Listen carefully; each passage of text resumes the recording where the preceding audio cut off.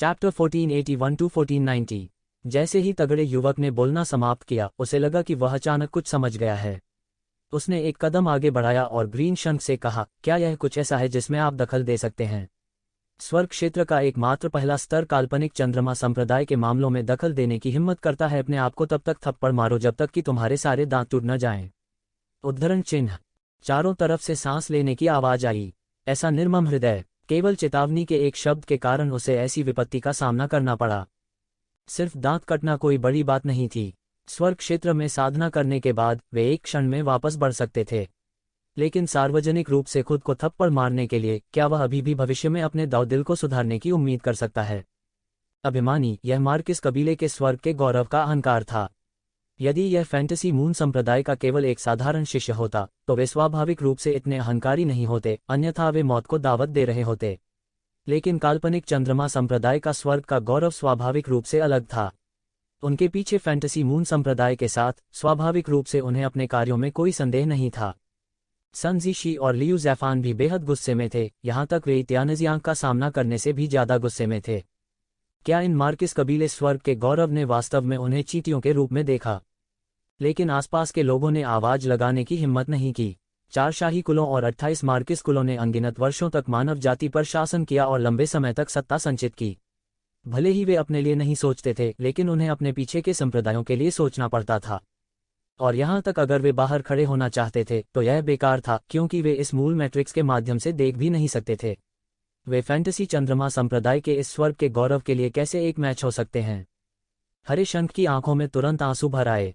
हालांकि उसने सैकड़ों वर्षों तक खेती की थी, लेकिन उसे उसके गुरु और वरिष्ठ भाइयों द्वारा अच्छी तरह से संरक्षित किया गया था। उसके पास अभी भी एक मासूम व्यक्तित्व था और उसने बहुत अधिक अंधकार और कुरूपता का अनुभव नहीं किया था। अपनी पहचान के साथ कम उम्र में स्वर्ग के दायरे में खेती करने में सक्षम होने के नाते, जब तक वह मार्किस और शाही कुलों के स्वर्ग के गौरव के साथ तुलना नहीं करती थी, वह जहां भी जाती उसे प्रतिभाओं में स्थान दिया जाता। स्वाभाविक रूप से उसने ऐसा मुखर व्यक्तित्व विकसित किया।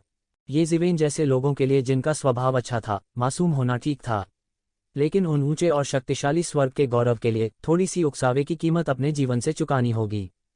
अभी की तरह, हालांकि ग्रीन शंख ने वेई तियानजियांग की कमियों को उजागर किया। वेई तियानजियांग ने कहा कि वह मार डालेगा, और इसलिए उसने किया। और यद्यपि ये ज़िवेन ने उसकी हत्या को नष्ट कर दिया, क्या उसकी अभिव्यक्ति में बहुत बदलाव नहीं आया? लेकिन अंत में उसने फिर भी कोई कदम नहीं उठाया। हालांकि रॉयल कोर्ट उसके ठीक सामने था और यहाँ कदम रखना असुविधाजनक था, लेकिन मूल कारण यह था कि वह एक शिवेन की ताकत की थाह नहीं ले सकता था। आखिरकार यह दुनिया अभी भी एक ऐसी दुनिया थी जहाँ मजबूत कमजोरों का शिकार करता था। केवल वे लोग जो शक्ति के एक निश्चित स्तर तक पहुंच चुके थे उनके बराबर होने के योग्य थे। बिल्कुल उन लोगों की तरह जिनसे ये ज़िवेन ने पहले सामना किया था, चाहे वो जियागू जेंगहाओ हो या ये जिंग। हालांकि वे सभी अहंकारी थे और येक शिवेन को मारना चाहते थे। वे येक शिवेन को एक विरोधी मानते थे और उसे मारना चाहते थे। उन्होंने उसे चींटी न समझकर उसे कुचल डाला। उनके बीच के फासले को एक सांस में बयान नहीं किया जा सकता था। मैं आपको सलाह देता हूं कि जितनी जल्दी हो सके अपना कदम उठाएं। यदि तुम मेरे कदम उठाने की प्रतीक्षा करते हो तो अंत में तुम्हारे केवल दांत ही नहीं टूटेंगे। छोटे और मजबूत युवक ने उदासीनता से कहा, आप भी हमारे ढीले कृषक वंश के सदस्य हैं। आपको अपने ही लोगों को क्यों अपमानित करना चाहिए?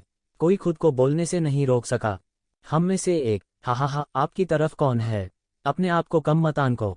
छोटे और मोटे युवक ने बिल्कुल भी परवाह नहीं की, मानो वह उनके बीच एक स्पष्ट रेखा खींचना चाहता हो। हालांकि दुनिया के मुंह में उन्हें जीनियस के रैंक में स्थान दिया गया था, फिर भी उनके और हो शाही परिवार के स्वर्ग के गौरव के बीच एक बड़ा अंतर था। यदि आप अपनी चाल नहीं चलते हैं तो मुझे दोष न दें। छोटा और मजबूत युवक मुस्कुराना बंद कर दिया और तुरंत शत्रुतापूर्ण हो गया और किंग लुओ पर चिल्लाया। वह ऐसे ही शत्रुतापूर्ण हो गया। यह किताब पलटने से भी तेज था। रास्ता बनाना। लेकिन इस समय भीड़ से एक नर्म आवाज आई। फिर भीड़ में से एक आकृति निकली। ये ज़िवेन ने अपना सिर घुमाया और देखा। ठीक उसी समय देखा कि लगभग 25 या 26 साल का एक युवक धीरे धीरे कदम दर कदम बाहर निकल रहा था। जिस चीज ने लोगों को तिरछी नजरों से देखने के लिए प्रेरित किया वह यह था कि उसके आसपास के लोगों ने अनजाने में उसके लिए रास्ता बना दिया था। इससे कोई फर्क नहीं पड़ता कि वे मूल रूप से किस स्थिति में थे, उन्होंने अनजाने में उसके लिए रास्ता बना दिया। यहाँ तक जब वह भीड़ के सामने चला गया तब भी उन्हें एहसास नहीं हुआ कि कोई उनके पास से गुजरा है, जैसे कि एक कोमल हवा और बूंदाबांदी हो, ताकि किसी को उसके अस्तित्व का पता न चले। अपने मध्य 20वां दशा में इस युवक की भौहों के बीच एक विशेष रूप से स्पष्ट सिनेबार तिल था। उसके लाल होंठ और सफेद दांत थे। इस समय वह बस चुपचाप भीड़ के बीच से गुजरा और सीधे भ्रम की सरणी में प्रवेश कर गया। अरे तुम कौन हो? क्या तुम मौत को दावत दे रहे हो? तुम्हारी हिम्मत कैसे हुई भ्रम के साए में दौड़ने की? छोटे और मजबूत युवक ने देखा कि युवक वास्तव में बिना किसी विराम के गुजर गया और वह अचानक उग्र हो गया। स्पष्ट रूप से उसके सामने भ्रम का एक विशाल व्यूह था, लेकिन इस व्यक्ति को कुछ भी महसूस नहीं हो रहा था। वह बस धीरे धीरे चला और फिर वह वास्तव में वहां से गुजरा। इस व्यूह ने, जिसने सभी को फंसाया था, उसके पास बाधा डालने का कोई उपाय नहीं था। किंचित मात्र भी बाधा नहीं आई। वह बस बहुत आसानी से चला गया। हर कोई हैरान रह गया। छोटा और मजबूत युवक अचानक रुक गया और युवक को उसका पीछा करने के लिए परेशान नहीं किया। वह शायद एक साधारण व्यक्ति नहीं था जो प्रेत चंद्रमा संप्रदाय की सरणी को अनदेखा कर सके। इस एपिसोड के बाद सभी का मूड थोड़ा रिलैक्स था। आखिरकार ऐसा लग रहा था कि यह सरणी इसे क्रैक करने के तरीके के बिना नहीं थी। बस इतना था कि उनकी ताकत काफी नहीं थी। युवक की तरह वह बिना किसी बाधा के सीधे वहां से गुजरा। गुस्से से भरा छोटा और मजबूत युवक अचानक हरे शंख को देखा और चिल्लाया, क्या आप अपने आप को थप्पड़ मारने जा रहे हैं या नहीं? मुझे इसे आपके लिए करने दें। जैसा कि उन्होंने कहा, छोटा और मजबूत युवक एक पल में चला गया। उन्होंने सीधे विशाल आकाश को चीर डाला और सहसा हरे शंख के सामने दौड़ पड़े। एक बड़ा हाथ सीधे हरे शंख पर पड़ा। पूरी दुनिया एक पल में ढह गई लग रही थी। वह साधना जो आकाशीय क्षेत्र के तीसरे स्वर्ग के शिखर से संबंधित थी, तत्काल जारी कर दी गई थी। हालांकि सभी को जल्दी ही एहसास हो गया कि आकाशीय क्षेत्र के तीसरे स्वर्ग के विशेषज्ञ को प्रस्तुत करने में सक्षम होने के लिए इस काल्पनिक चंद्रमा संप्रदाय की प्रतिभा भी बहुत शक्तिशाली होनी चाहिए। बूम! एक जोरदार विस्फोट के साथ सुन जीशी ने एक चाल चली। वह दिव्य क्षेत्र के तीसरे स्वर्ग में भी था। उसने एक पल में छोटे और हटे कट्टे युवक का वार रोक दिया। तुमने मुझे रोकने की हिम्मत की? क्या तुम मौत को दावत दे रहे हो? इस समय छोटा और मजबूत युवक अचानक उग्र हो गया। उसे लगा कि उसने अपना सारा चेहरा खो दिया है। उसकी 5 उंगलियां मुट्ठी में बंध गईं और एक भयानक मुट्ठी की शक्ति तुरंत नीचे गिर गई। सन जीशी को मात नहीं देनी थी। शायद वह वेई त्यानजियांग का विरोधी नहीं था, लेकिन अगर उसका प्रतिद्वंद्वी यह छोटा और मजबूत युवक था तो वह बिल्कुल भी नहीं डरता था। बूम! एक भयानक आभा बह गई। उन दोनों ने पहले ही दिव्य लोक के तीसरे स्वर्ग में कदम रख दिया था। दुष्ट काश्तकारों में उन्हें शीर्ष खेती भी माना जाता था। डेंग डेंग डें! दोनों कुछ कदम पीछे हटे। छोटा और मजबूत युवक और भी उग्र हो गया। एक बार फिर उन्होंने जोरदार मुक्का मारा। यह ट्रू इनफोर्स से भरे आकाश में बदल गया। मुट्ठी की शक्ति राक्षसी थी, लहरों की तरह, और वह नीचे गिर गई। सन जीशी बॉक्सिंग में भी माहिर थे। उसने अपनी 5 उंगलियों को मुट्ठी में जकड़ लिया और दिव्य प्रकाश की किरणों को उड़ा दिया, अंतहीन सूक्ष्म हवा को बहा दिया। स्वर्ग स्थिरीकरण ईश्वरीय मुट्ठी। सन जीशी ने इस छोटे और मजबूत युवक को कम आंकने की हिम्मत नहीं की। उन्होंने तुरंत हेवन स्टेबलाइजिंग पैलेस के शीर्ष अद्वितीय कौशल का उपयोग किया। ये 2 लोग इतने शक्तिशाली हैं। हालांकि उन्होंने दिव्य क्षेत्र के चौथे स्वर्ग में कदम नहीं रखा है, दुष्ट कृषकों के बीच उन्हें शीर्ष अस्तित्व माना जाता है। हम दुष्ट कृषकों में उन्हें भी बहुत मजबूत माना जाता है। वास्तव में भयानक वह है जो फैंटम मून संप्रदाय का स्वर्ग का गौरवशाली पुत्र है। इस छोटे और मजबूत युवक की साधना पहले से ही कमजोर नहीं है, लेकिन अब वह उसका अधीनस्थ बनने को तैयार है। यह ताकत, इसके बारे में सोचने से ही झटका लगता है। उन दोनों को हमला करते देख सभी के अलग अलग भाव थे। Boom boom boom! आकाश में उन दोनों ने सैकड़ों चालों का आदान प्रदान किया, लेकिन कोई स्पष्ट विजेता नहीं था। उन दोनों ने आकाशीय क्षेत्र के तीसरे स्वर्ग के शिखर पर कदम रखा था। इन दोनों को इस क्षेत्र का राजा कहा जा सकता है। अब जब वे मौके पर मिले तो वे अत्यंत अत्याचारी थे। ये दोनों बॉक्सिंग में उस्ताद थे। मुट्ठी की तकनीक का गहरा अर्थ लगभग नंगी आंखों से दिखाई दे रहा था। यह गहन अर्थ की अभिव्यक्ति थी, एक अत्यंत गहन क्षेत्र में मुट्ठी की तकनीक का अभ्यास करने की घटना। उनकी मुट्ठी का इरादा स्वर्ग और पृथ्वी को दबाते हुए एक के बाद एक चित्र स्क्रॉल में बदल गया। यह बहुत भयानक था। यह छोटा और मजबूत युवक वास्तव में गुस्से में था और सन जीशी को ग्रीन शंख की रक्षा करनी थी, इसलिए वह बिल्कुल भी पीछे नहीं हट सका। उन दोनों ने रास्ता नहीं दिया, जैसे को तैसा। खून के छींटे फूट पड़े और हर तरफ हड्डियां और मांस उड़ गए। वे दोनों घायल हो गए क्योंकि दोनों ने जाने दिया और जरा भी पीछे नहीं हटे। उनमें से किसी के पास भी येज़िवेन जैसा अत्याचारी शरीर नहीं था, इसलिए यह केवल कुछ समय की बात थी जब वे घायल हो गए थे। वे दोनों अंत में आकाश से उतरे, एक दूसरे को निर्दयी आंखों से देखते हुए।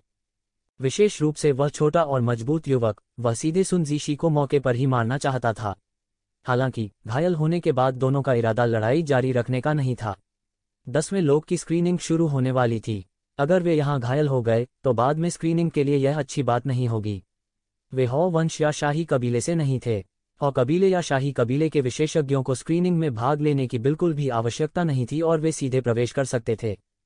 सन जीशी ने अभी अपने पैर स्थिर किए ही थे कि अचानक उन्हें केवल अपने शरीर में ऊर्जा का एक उछाल महसूस हुआ। उनका शरीर, जो मूल रूप से चोटों के कारण खून बह रहा था, वास्तव में नग्न आंखों से दिखाई देने वाली गति से ठीक हो गया। उसने अपना सिर घुमाया और देखा कि येशिवेन उसकी तरफ थोड़ा सिर हिला रहा है। वह मदद नहीं कर सकता था लेकिन एक आभारी मुस्कान प्रकट करता था। तुम मर चुके हो, तुम मर चुके हो, तुम वास्तव में प्रेत चंद्रमा संप्रदाय के खिलाफ जाने की हिम्मत करते हो। तुम बेहतर घूमोगे और वापस चले जाओगे, अन्यथा 10वें दायरे में तलवारों और भालों की कोई आंख नहीं है। तुम मर चुके हो। छोटे और मजबूत युवक ने झटके और गुस्से के मिश्रण से कहा। फैंटम मून संप्रदाय के स्वर्ग के गौरव विशेषज्ञ में सब कुछ दबाने की ताकत हो सकती है, लेकिन यह वह नहीं था। वह सिर्फ संजीशी का सामना करके बढ़त हासिल नहीं कर सका। अचानक उनका अहंकार बहुत कम हो गया था। हालांकि उन्होंने इस समय भी हार मानने से इनकार कर दिया और कोलाहल करना जारी रखा। यह सिर्फ भ्रम की एक सरणी है। क्या यह वास्तव में इसके लायक है? ये ज़िवेन ने उपहास किया। उसने अचानक अपने हाथ से पकड़ लिया और शून्य में अनगिनत आध्यात्मिक ऊर्जा उसके हाथों में घनीभूत होने लगी। चौंकाने वाली तलवार की ऊर्जा ने तुरंत आकार ले लिया। फिर ये ज़िवेन ने अचानक अपना हाथ हिलाया और तलवार की ऊर्जा हवा के खिलाफ उठी और पहाड़ की सड़क पर भ्रम की रेखा की ओर फिसल गई। टकराना। पूरे पर्वत पथ के ऊपर भ्रम की सरणी एक पल में नष्ट हो गई। तलवार के केवल एक वार से वह बिना किसी निशान के गायब हो गया था। हर किसी ने येशिवेन को अपनी आंखों में डरावनी नज़र से देखा। वे आश्चर्यचकित हुए बिना नहीं रह सके कि यह शक्तिशाली विशेषज्ञ कहाँ से आया था। ऐसा नहीं था कि इससे पहले किसी ने इस भ्रम सरणी को नष्ट करने की कोशिश नहीं की थी। प्रेत चंद्र संप्रदाय के स्वर्ग के गौरव विशेषज्ञों ने कहा था कि यह केवल एक बहुत ही साधारण भ्रम सरणी थी। हालांकि इसे नष्ट नहीं किया जा सका क्योंकि इसने आसपास के इलाके और दुनिया के कानूनों को उधार लिया था। यह स्वयं संसार के विरुद्ध जाने के समान था। हालांकि येशिवेन ने केवल एक तलवार के वार से इस मायाजाल को आसानी से नष्ट कर दिया था। ऐसा लग रहा था जैसे यह सिर्फ एक साधारण भ्रम सरणी थी। तुम, उस छोटे कद के और हटे कट्टे युवक ने येशिवेन को देखा और उसके चेहरे पर डरावने भाव थे। यह जगह कहाँ है? मैं अभी तक यहाँ कैसे हूँ? मैं स्पष्ट रूप से शीर्ष पर पहुँच गया हूँ। इस समय वह बड़ा आदमी जो अंदर फंसा हुआ था अंत में प्रतिक्रिया व्यक्त की। ऐसा लग रहा था कि वह अभी भी पहाड़ के रास्ते के बीच में था। यह समझ में नहीं आया। उसका विशाल सिर हिल गया। वह बहुत उलझा हुआ लग रहा था। हालांकि उन व्यक्तिगत काश्तकारों ने जल्दी से इस बड़े बर्बर को इस मामले के बारे में बता दिया। वे लंबे समय से इस छोटे और तगड़े युवक के समूह से नाराज थे, लिहाजा उन्होंने भी इसी वक्त इस मामले पर बात करनी शुरू कर दी। क्या कमीनों, तुम मेरे खिलाफ साजिश रचने की हिम्मत करते हो? वह बड़ा दरिंदा अचानक क्रोधित हो गया। उनके हाथ में गदा चल पड़ी। उनकी भव्य आभा एक पहाड़ की तरह थी जो एक जोरदार धमाके के साथ धराशायी हो गया। टकराना। उस छोटे कद के और हटे कट्टे नौजवानों की टोली में से एक के पास इतना समय नहीं था कि वह चकमा दे सके। उसका दिमाग मौके पर ही फट गया। दृश्य अत्यंत रक्तरंजित था। लाल और सफ़ेद द्रव हर जगह बिखर गया। जाओ, उसे मार डालो। इस समय वह छोटा और हृष्ट पुष्ट युवक आग बबूला होकर बोला। हालांकि उन्हें जल्दबाजी करने की जरूरत नहीं थी। बड़ा बर्बर दहाड़ा और दौड़ पड़ा। उसकी गदा टूटकर गिर पड़ी। एक बेहोश जानवर की दहाड़ सुनाई दी। यह गदा बर्फ सफ़ेद रंग की थी। यह किसी अज्ञात अशुभ जानवर की हड्डियों से बना प्रतीत होता था। उसका पराक्रम बहुत भयानक था। यह इस समय अंतहीन क्रूर शक्ति का उत्सर्जन कर रहा था। इसने पूरे शून्य को चकनाचूर कर दिया था। उस बड़े दरिंदे ने भी प्रतिक्रिया दी। यह छोटा और तगड़ा युवक इन लोगों का नेता होना चाहिए। अनुयायियों को पकड़ने के लिए पहले नेता को पकड़ें। उस छोटे और हटे कट्टे युवक ने इस बड़े बर्बर को अपनी ओर दौड़ते देखा। उसे अचानक गुस्सा आ गया। उसने अपनी 5 उंगलियों को मुट्ठी में जकड़ लिया और मुक्का मारा। टकराना। वह मुक्केबाजी की कला में निपुण थे, इसलिए उन्होंने अपनी मार्शल आर्ट को चरम पर पहुंचा दिया था। उसकी मुट्ठी इतनी मजबूत थी कि पहाड़ को भी तोड़ सकती थी और पत्थर को भी तोड़ सकती थी। वह बड़े बर्बरीक की गदा से भीषण टकराए, लेकिन तेज धमाका सुना गया। फिर उसकी मुट्ठी पर मांस और खून नंगी आंखों से दिखाई दे रहा था। उसकी उंगलियां पूरी तरह से टूट चुकी थीं। तब उसके शरीर में एक विशाल शक्ति का संचार हुआ और उनका पूरा हाथ एक झटके में टूट गया। पफ! तगड़े युवक ने मुंह से खून उगल दिया। सिर्फ एक अदला बदली के बाद वह गंभीर रूप से घायल हो गया था। उसकी मुट्ठी गदा से प्रसारित होने वाली भयानक शक्ति का सामना नहीं कर सकी। उस गदा से प्रसारित होने वाली भयानक शक्ति का सामना उसकी मुट्ठी नहीं कर सकी। उसकी आंखें भय से भर गईं। इस समय उन्हें इसका बहुत पछतावा हुआ। उसने मूल रूप से सोचा था कि वह प्रेत चंद्रमा संप्रदाय के गौरव पर भरोसा करके सबके सामने दिखावा कर सकता है। वह लगभग भूल ही गया था कि यह कैसी जगह थी। यह वह जगह थी जहां रॉयल कोर्ट प्रतियोगिता आयोजित की गई थी। हालांकि यह केवल 10वीं दुनिया में था जहां व्यक्तिगत कृषक निवास करते थे, वहां अभी भी कई प्रतिभाएं थीं। अनगिनत छिपे हुए ड्रैगन और क्राउचिंग टाइगर थे। भले ही हॉर और शाही कुलों के शिष्यों को शामिल नहीं किया गया था, फिर भी अलग अलग काश्तकारों में कई विशेषज्ञ थे। बस इतना ही कि सन जिजी अकेले ही उसके साथ बराबरी पर लड़ने में सक्षम था। और उस हरे वस्त्र वाले युवक ने पहाड़ के रास्ते की मायावी रचना को सहज ही नष्ट कर दिया था। वह कोई साधारण व्यक्ति भी नहीं था। बेशक सबसे भयानक बात वह जंगली थी। सभी ने सोचा कि वह गठन में फंस गया है, इसलिए वह स्वाभाविक रूप से इतना शक्तिशाली नहीं होगा। किसने सोचा होगा कि वह वास्तव में इस हद तक शक्तिशाली था। वह व्यक्ति जिसे उसकी गदा से मार डाला गया था, वह भी स्वर्ग के दूसरे स्वर्ग में एक विशेषज्ञ था, लेकिन वापस लड़ने में सक्षम हुए बिना उसे मौत के घाट उतार दिया गया। इस तरह की चीजों ने उन्हें अनजाने में ठंडी हवा की सांस लेने के लिए मजबूर कर दिया, केवल यह महसूस करते हुए कि युवा पीढ़ी लगातार चमक रही थी। यह एक अद्वितीय शत्रु था, एक अद्वितीय सीमा तक भयानक। इस समय वह केवल एक ही चीज के बारे में सोच सकता था कि वह पहाड़ की चोटी पर भाग जाए, जहां वह स्वाभाविक रूप से सुरक्षित रहेगा। आप छोड़ना चाहते हैं? बड़े बर्बर ने धीमी आवाज में कहा, और गदा बेरहमी से मौके पर ही टूट गई। टकराना। गदा सीधे उसकी खोपड़ी में चुभ गई और लाल और सफेद रस छलक पड़ा। उसके पूरे शरीर को गदा द्वारा वापस उसके पास लाया गया और फिर बड़े जंगली ने उसके शरीर को आधा कर दिया। गर्जन। वह जंगली एक भयानक जानवर की तरह आकाश में गरजता था, जिसे देखकर ही लोग सिहर उठते थे। यह एक भयानक नरसंहार था। हर कोई मदद नहीं कर सकता था, लेकिन पीछे हटने की हिम्मत नहीं कर रहा था। यह मानव त्वचा में एक क्रूर जानवर था। भले ही हर कोई छोटे और मजबूत युवक से बहुत असंतुष्ट था, लेकिन उन्हें यह स्वीकार करना पड़ा कि छोटा और मजबूत युवक बहुत मजबूत था। हालांकि वह सीधे बड़े बर्बर की गदा से मारा गया था। यह बेहद भयानक था। छोटे और मजबूत युवक के साथ ही भागना चाहते थे, लेकिन पहले से ही उन्माद की स्थिति में प्रवेश कर चुके बड़े बर्बर के सामने इस समय बचने का कोई रास्ता नहीं था। इस समय वे सीधे बड़े बर्बर की गदा से मारे गए। अच्छा, इतना मजबूत। इस बर्बर का मूल क्या है? वह इतना भयानक कैसे हो सकता है? धिक्कार है। क्या हम व्यक्तिगत काश्तकारों में इतना मजबूत व्यक्ति है रे? कौन सा राक्षस गहरे जंगल में से निकला? उद्धरण चिन्ह। अचानक बहुत से लोग खौलते बर्तन की तरह चर्चा करने लगे। इस बर्बर की भयानक ताकत से कई लोग हैरान थे। हालांकि प्राचीन बैरेंस महाद्वीप में कई बर्बर जनजातियां थीं। ऐसा लगता था कि उनमें से कोई भी विशेष रूप से उत्कृष्ट नहीं था। यह इस तथ्य से भी संबंधित था कि बर्बर जनजातियों का आम लोगों से शायद ही कभी संपर्क था। प्राचीन बैरेंस महाद्वीप में बर्बर जनजातियां बहुत विशाल थीं, लेकिन मुख्य रूप से प्राचीन बैरेंस महाद्वीप के दक्षिणी क्षेत्र में थीं।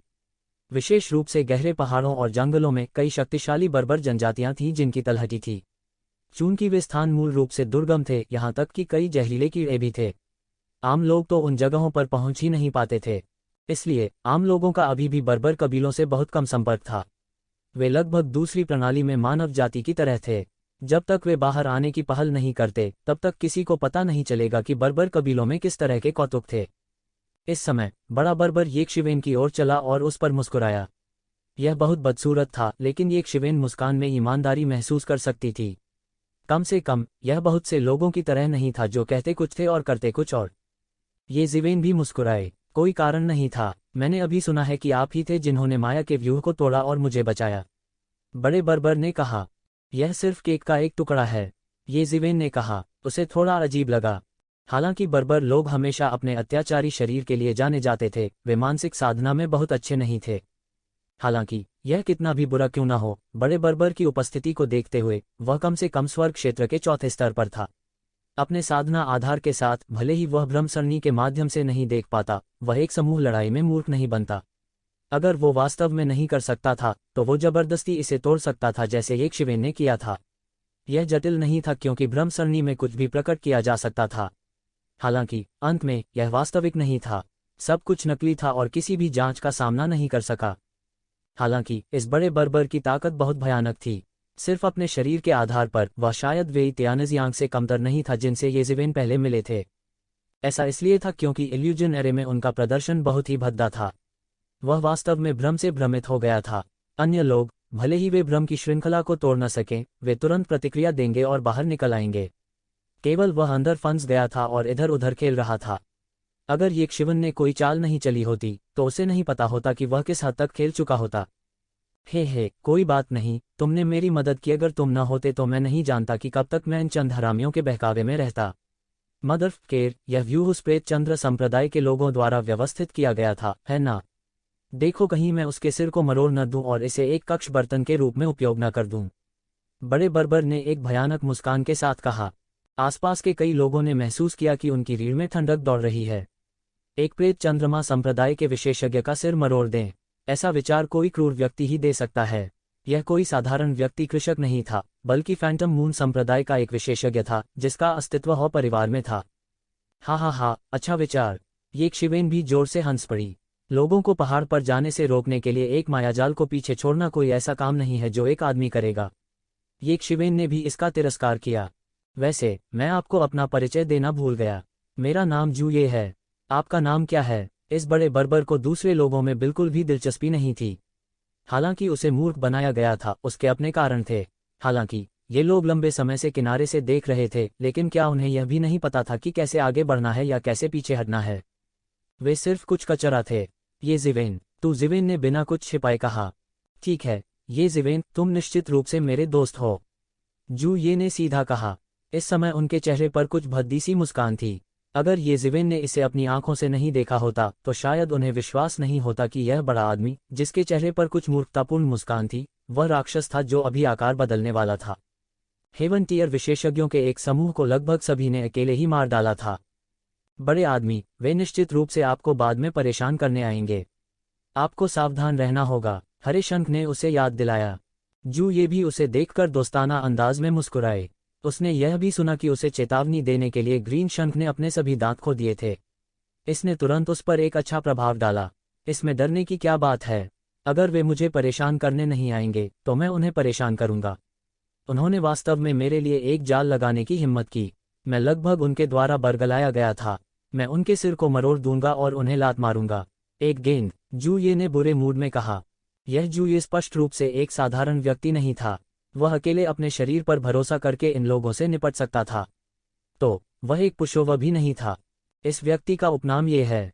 क्या वह ये कबीले का सदस्य है? बहुत से लोगों ने इस समय इसके बारे में सोचा।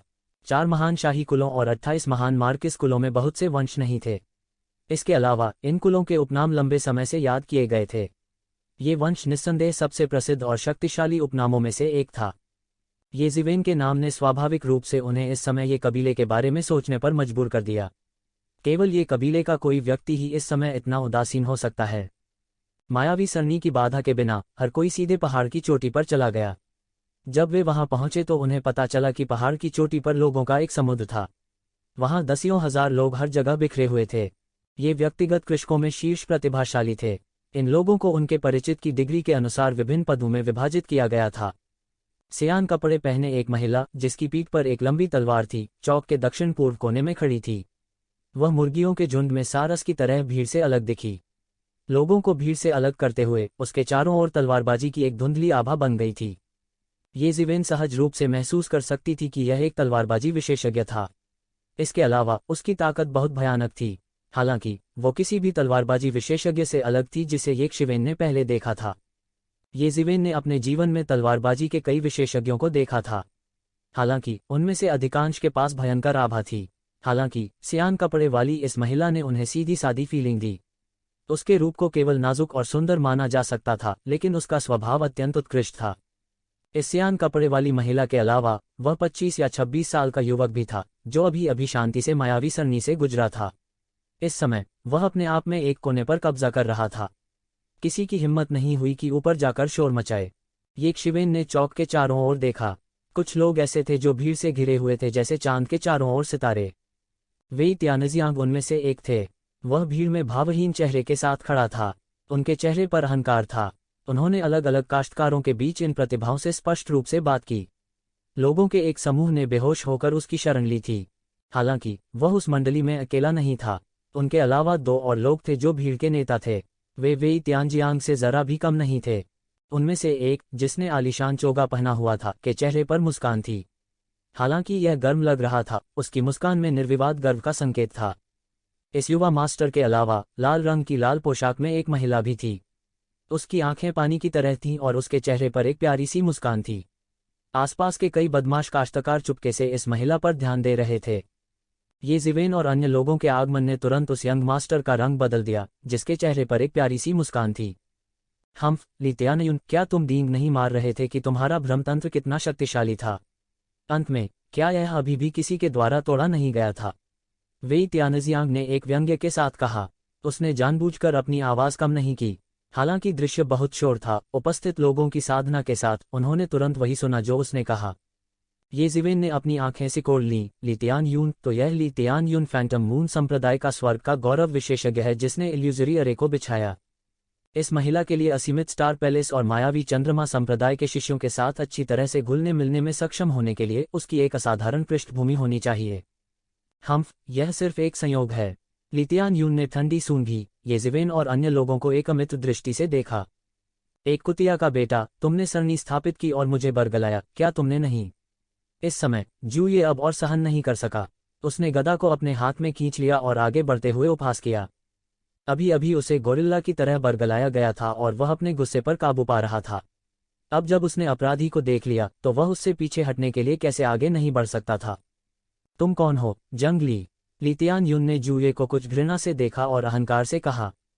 वह व्यक्ति जो आपका जीवन चाहता है। इस समय जूये ने तुरंत गदा घुमाई। तेज तेज तेज, यह अत्यंत तेज था। यदि कोई इसे अपनी आंखों से नहीं देखता तो यह कल्पना करना वास्तव में कठिन होगा कि कोई इतनी बड़ी गदा को इतनी तीव्र गति से चला सकता है। यह बिजली की तरह तेज था। पूरी शून्यता मौके पर ही धराशायी हो गई और गदा से अनंत दिव्य प्रकाश फूट पड़ा। यह राजसी था। बूम! पूरी गदा सीधे ली तियानयुन के बगल में जमीन पर जा गिरी। 100 मीटर के दायरे में जमीन को मौके पर ही चूर चूर कर दिया गया, जिससे एक बड़ा गड्ढा बन गया जो कई मीटर गहरा था। हिस! सभी ने ठंडी हवा की सांस ली। यह ज्ञात होना चाहिए कि यह वर्ग विशेष पत्थरों से पक्का था जो अंतरिक्ष के फटने का भी सामना कर सकता था। उस पर एक दरार छोड़ने में सक्षम होना पहले से ही आश्चर्यजनक था। 100 मीटर जमीन को हथौड़े से तोड़ना तो दूर की बात है। कोई सोच सकता है कि यह ताकत कितनी भयानक थी। कैसे, यह कैसे हो सकता है? इसे कैसे तोड़ा जा सकता है? हरा शंख अपने मुंह को ढंकने से खुद को रोक नहीं सका और कुछ अविश्वास के साथ बोला, किसी भी हालत में इसे तोड़ा नहीं जाना चाहिए था। आखिरकार ली तियानयुन बिल्कुल भी नहीं हिले। चाहे कुछ भी हो, उसकी सटीकता इतनी खराब नहीं होनी चाहिए। यहाँ के आंदोलन ने तुरंत चौक में सभी का ध्यान आकर्षित किया। ऐसी जगह पर कदम रखने की हिम्मत का मूल रूप से मतलब था कि कोई बेहद साहसी था। हाँ, इसे कैसे तोड़ा जा सकता है? क्या ऐसा हो सकता है कि उसकी नज़र सचमुच खराब है? यह अविश्वसनीय है। भयानक शक्ति से चौंकने के बाद हर कोई फिर से दंग रह गया। यह वास्तव में चूक गया। सभी ने स्पष्ट रूप से देखा कि ली तियानयुन बिल्कुल भी नहीं हिले। जाहिर है, उन्होंने कोई प्रतिक्रिया नहीं दी। गदा की गति अति तीव्र, अत्यंत तीव्र थी। नहीं, उसने नहीं तोड़ा, लेकिन वह अपनी दृष्टि से धोखा खा गया। तू, जिवेन ने कहा। आंखों से धोखा? हरा शंख कुछ समझ से बाहर बोला। यह सही है, वह गदा इतनी तेज थी कि ली तियानयुन के पास प्रतिक्रिया करने का समय नहीं था। हालांकि उसने अपने शरीर पर एक भ्रम की रेखा उकेरी हुई थी। जिसने भी उस पर हमला किया वह उसकी मूल स्थिति को नहीं देख पाएगा, इसलिए जूये का हमला चूक गया। ये जिवेन ने उदासीनता से कहा। इस समय अंत में सभी को एहसास हुआ कि ली तियानयुन की भ्रम तकनीक का पहले से ही बहुत उच्च स्तर पर अभ्यास किया जा चुका था। साधारण लोग इसके आर पार बिल्कुल नहीं देख सकते थे। वहां कुछ ही लोग मौजूद थे जो इसके आर पार देख सकते थे। तुम मुझे मारना चाहते हो? तुम अभी भी इससे बहुत दूर हो, ली तियानयुन ने चौंकने के बाद एक व्यंग्य के साथ कहा। जैसा कि उन्होंने कहा कि उनका फिगर धीरे धीरे सबके सामने गायब हो गया, थोड़ा थोड़ा करके। शुआ, जब तक वह फिर से प्रकट हुआ, वह पहले से ही जूये के पीछे था। वह दुर्भावनापूर्वक मुस्कुराया और उसके हाथ की लंबी तलवार तुरंत निकल गई। अनगिनत कठोर रेखाएं बनाते हुए तलवार की रोशनी शून्य में फैल गई। यह सपना या भ्रम जैसा था। उसके हमले की गति धीमी नहीं थी, लेकिन अभी जूये के हमले की गति बहुत डरावनी थी। तलवार क्यों ठंडी और जानलेवा थी, सारी जिंदगी बुझा रही थी। बड़े आदमी, सावधान! हरा शंख उसे याद दिलाने के लिए चिल्लाया। लेकिन बहुत देर हो चुकी थी। लंबी तलवार जूये के शरीर पर पहले ही गिर चुकी थी। भयंकर तलवार की रोशनी ने सीधे उसके शरीर पर एक बड़ा घाव कर दिया। सीधे मौके पर खून बिखर गया। जूये की प्रतिक्रिया बिल्कुल भी धीमी नहीं थी। गदा बिजली की तरह थी जो पल भर में ही निकल जाती है। उसने अपने शरीर पर लगे घाव की बिल्कुल भी परवाह नहीं की और ली तियानयुन की ओर पटक दिया। अप्रत्याशित रूप से इसने उसे फिर से नहीं मारा। गदा सीधे ली तियानयुन के शरीर से होकर गुजरी। यह कैसे संभव है? बहुत से लोग फिर से चौंक गए। यह ली तियान यून के शरीर पर दोबारा नहीं लगा। यह है प्रेत चंद्रमा संप्रदाय का स्वर्ग स्तर क्लाउड बॉडी तकनीक। इस मार्शल आर्ट को बादलों से लिए जाने की अफवाह है। क्लाउड बॉडी तकनीक का अभ्यास करने वाले फैंटम मून संप्रदाय के शिष्यों को मारना बेहद मुश्किल है। यहाँ तक उनकी लोकेशन का पता लगाना भी बहुत मुश्किल है। उद्धरण चिन्ह। किसी ने तुरंत ही इस फैंटम मून सेक्ट के हेवन लेवल मार्शल आर्ट को पहचान लिया। ली तियान यून फैंटम मून संप्रदाय में अलग दिखने में सक्षम था। निश्चय ही वह कोई साधारण व्यक्ति नहीं था। यद्यपि हो और शाही परिवारों के पास अलग अलग काश्तकारों की तुलना में अनगिनत संसाधन थे, फिर भी प्रतिस्पर्धा अधिक तीव्र थी। हालांकि शाही और हो परिवार व्यक्तिगत कृषकों की तुलना में सैकड़ों या हजारों गुना अधिक शक्तिशाली थे, लेकिन हर कोई ऐसे संसाधनों का आनंद नहीं ले सकता था। मुकाबला और भी कड़ा हो गया था। अधिक प्रतिभाओं से बाहर खड़ा होना जरूरी था। यह कहा जाना चाहिए कि प्रत्येक के अपने फायदे और नुकसान थे। शुआ। ली तियान यून की तलवार बिजली की तरह थी। एक बार फिर इसने जुए के शरीर पर एक बड़ा घाव कर दिया। खून के छींटे। आप जैसा बर्बर मेरे खिलाफ जाना चाहता है, ली तियान यून ने उपहास किया। ये शिवेन चुपचाप देखती रही। हालांकि वह नहीं जानता था कि जुए के पास कोई आध्यात्मिक शक्ति क्यों नहीं है, अन्यथा उसे इतनी बुरी तरह से तंग नहीं किया जाता। लेकिन जब से उन्होंने शाही दरबारी संघर्ष में भाग लेने का साहस किया तो उनमें आत्मविश्वास कैसे नहीं हो सकता था। निश्चित रूप से जुए एक टाइटन की तरह था। उसने ली तियान यून को अपने शरीर पर लगातार बड़े घाव छोड़ने की अनुमति दी। हालांकि ली तियान यून की तलवार की रोशनी बेहद तेज थी, लेकिन जुए हमेशा निर्णायक क्षण में सबसे महत्वपूर्ण भागों की रक्षा करने में सक्षम थी। नहीं तो वह बहुत पहले मर गया होता। 97 तलवारें। तुमने मेरे शरीर को 97 बार काटा है एक छड़ी सिर, आपको बस एक बार मुझे मारने की जरूरत है। जू ये दहाड़ा। उसके शरीर पर एक और घाव दिखाई दिया। उसकी मांसपेशियां फट गईं और खून के छींटे निकल आए। ली तियान यून सफल हो गए थे, लेकिन उनका फिगर भी एक पल में सामने आ गया था। जू ये ने उस पर ताला लगा दिया था। उसके शरीर से निकल रहे खून के छींटे जलने लगे। एक भयानक आभा फूट पड़ी। उसके हाथ में गदा मानो शून्य में घुस गई थी। देखते ही देखते वह सीधे धराशायी हो गया। चूंकि मुझे तुम्हारा असली शरीर नहीं मिल रहा है, तो मैं तुम्हारे लिए इसे तोड़ दूंगा। जू ये दहाड़ा। उनके हाथ में गदा से दिव्य प्रकाश की हजारों किरणें निकल रही थीं, जो सीधे पूरे शून्य को तोड़ रही थीं। हाँ, चूंकि मैं आपके सटीक स्थान का पता नहीं लगा सकता, इसलिए मैं इसे आपके लिए विभाजित कर दूंगा।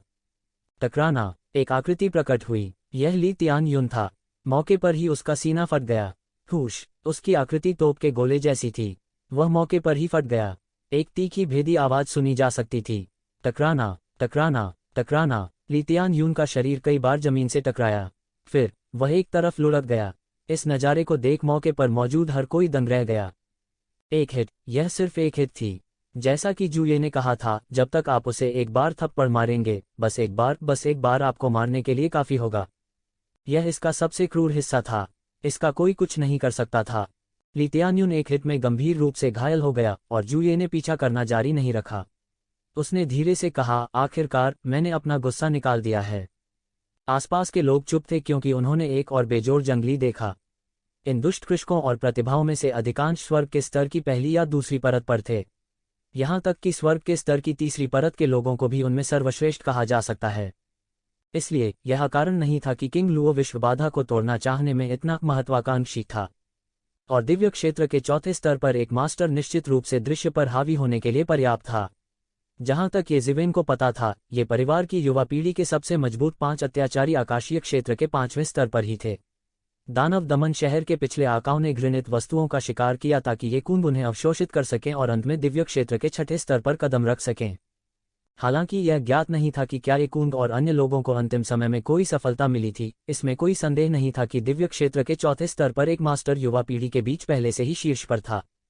दोनों के बीच की लड़ाई को रोमांचक बताया जा सकता है, चाहे वह ली तियान यून की क्लाउड बॉडी तकनीक हो या जूये की अतिरंजित शारीरिक शक्ति, वे सभी असामान्य थे। यदि दिव्य क्षेत्र के तीसरे स्तर पर एक मास्टर दिव्य क्षेत्र के प्रारंभिक चरण के चरम पर था, तो दिव्य क्षेत्र के चौथे स्तर पर एक मास्टर ने पहले ही दिव्य क्षेत्र के मध्य चरण में कदम रखा था, जिसके पास पूरी तरह से अलग शक्ति। दोनों के बीच की लड़ाई बहुत भड़कीली नहीं थी, लेकिन हर चाल घातक थी। इसके बजाय यह और भी भयानक था। क्या तुम बाहर आने और लड़ने की हिम्मत करते हो? बस जब सभी ने सोचा कि लड़ाई अभी थम गई है, तो वेई तियानजियांग अंत में इसमें मदद नहीं कर सका। जब सभी ने वी तियानजियांग को यह कहते सुना, तो वे ये शिवेन को देखे बिना नहीं रह सके। वे नहीं जानते थे कि यह व्यक्ति कौन है। जब वे तियानजियांग पहली बार आए, तो उन्होंने पहले ही कुछ लोगों को दंडित कर दिया था, जिनके पास आंखें नहीं थीं। लिमिटलेस स्टार पैलेस की उनकी पृष्ठभूमि के साथ साथ कई लोगों ने खुद को उनसे जोड़ा था। और यह व्यक्ति कौन था जिसने वास्तव में वेई त्यानजियांग को व्यक्तिगत रूप से उकसाया था? ये जिवेन ने उपहास किया, एक कदम आगे बढ़ाया और कहा, डरने की कोई बात नहीं है। वेई त्यानजियांग की आंखें चमक उठी जब उसने ये शिवेन को आगे बढ़ते देखा। वह एक कदम आगे बढ़ा और अचानक उसके हाथ में एक लंबी तलवार दिखाई दी। उसने एक पल में अपनी तलवार से वार किया और सड़े हुए को जादू में बदल दिया। शून्य आईने की तरह बिखर गया और दुनिया पलट गई। यह बेहद भयानक था। इस कदम में तलवार की कोई तकनीक नहीं थी, हालांकि इसमें तलवार के रास्ते की उनकी समझ शामिल थी। एक तलवार के हमले से एक स्काई टियर विशेषज्ञ भी तुरंत मारा जाएगा। हालांकि वह तलवार की खेती करने वाला नहीं था, लेकिन तलवार के तरीके के बारे में उसकी समझ अभी भी बेहद दबंग थी। यह तलवार अत्यंत तेज थी।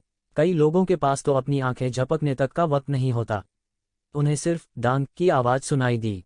उन्होंने ये जिवेन की हथेली को ऊपर की ओर मुड़ते हुए देखा और सीधे इस तलवार को रोक दिया। तलवार की रोशनी इतनी तेज थी कि वह उसकी हथेली नहीं काट सकता था। यह केवल उसके हाथ पर एक सफेद निशान छोड़ गया और अधिक कुछ नहीं। Dragon capturing art. ये जिवेन का हाथ तुरंत अनगिनत सुनहरी रोशनी में लिपटा हुआ था और एक अजगर के पंजे में तब्दील हो गया। फिर इसने तलवार प्रकाश पर जमकर वार किया। बूम! अंतहीन तलवार प्रकाश सीधे ये जिवेन द्वारा टुकड़ों में काट दिया गया था और स्वर्ग और पृथ्वी के बीच छितराया हुआ था। तो जिवेन की ड्रैगन कैप्चरिंग कला पहले से भी अधिक अत्याचारी थी। इतना तेज, इतना मजबूत।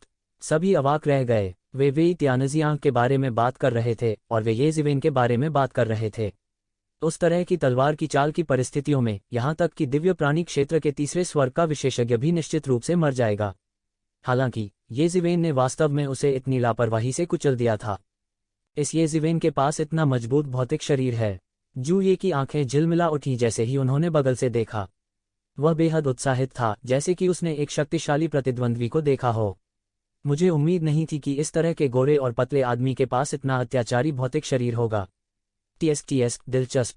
ली युनतियान के अलावा जो जूये द्वारा सीधे उड़ा दिया गया था, उग्र पोशाक में महिला, हरे रंग की महिला और 25 या 26 साल की महिला को भी देखा।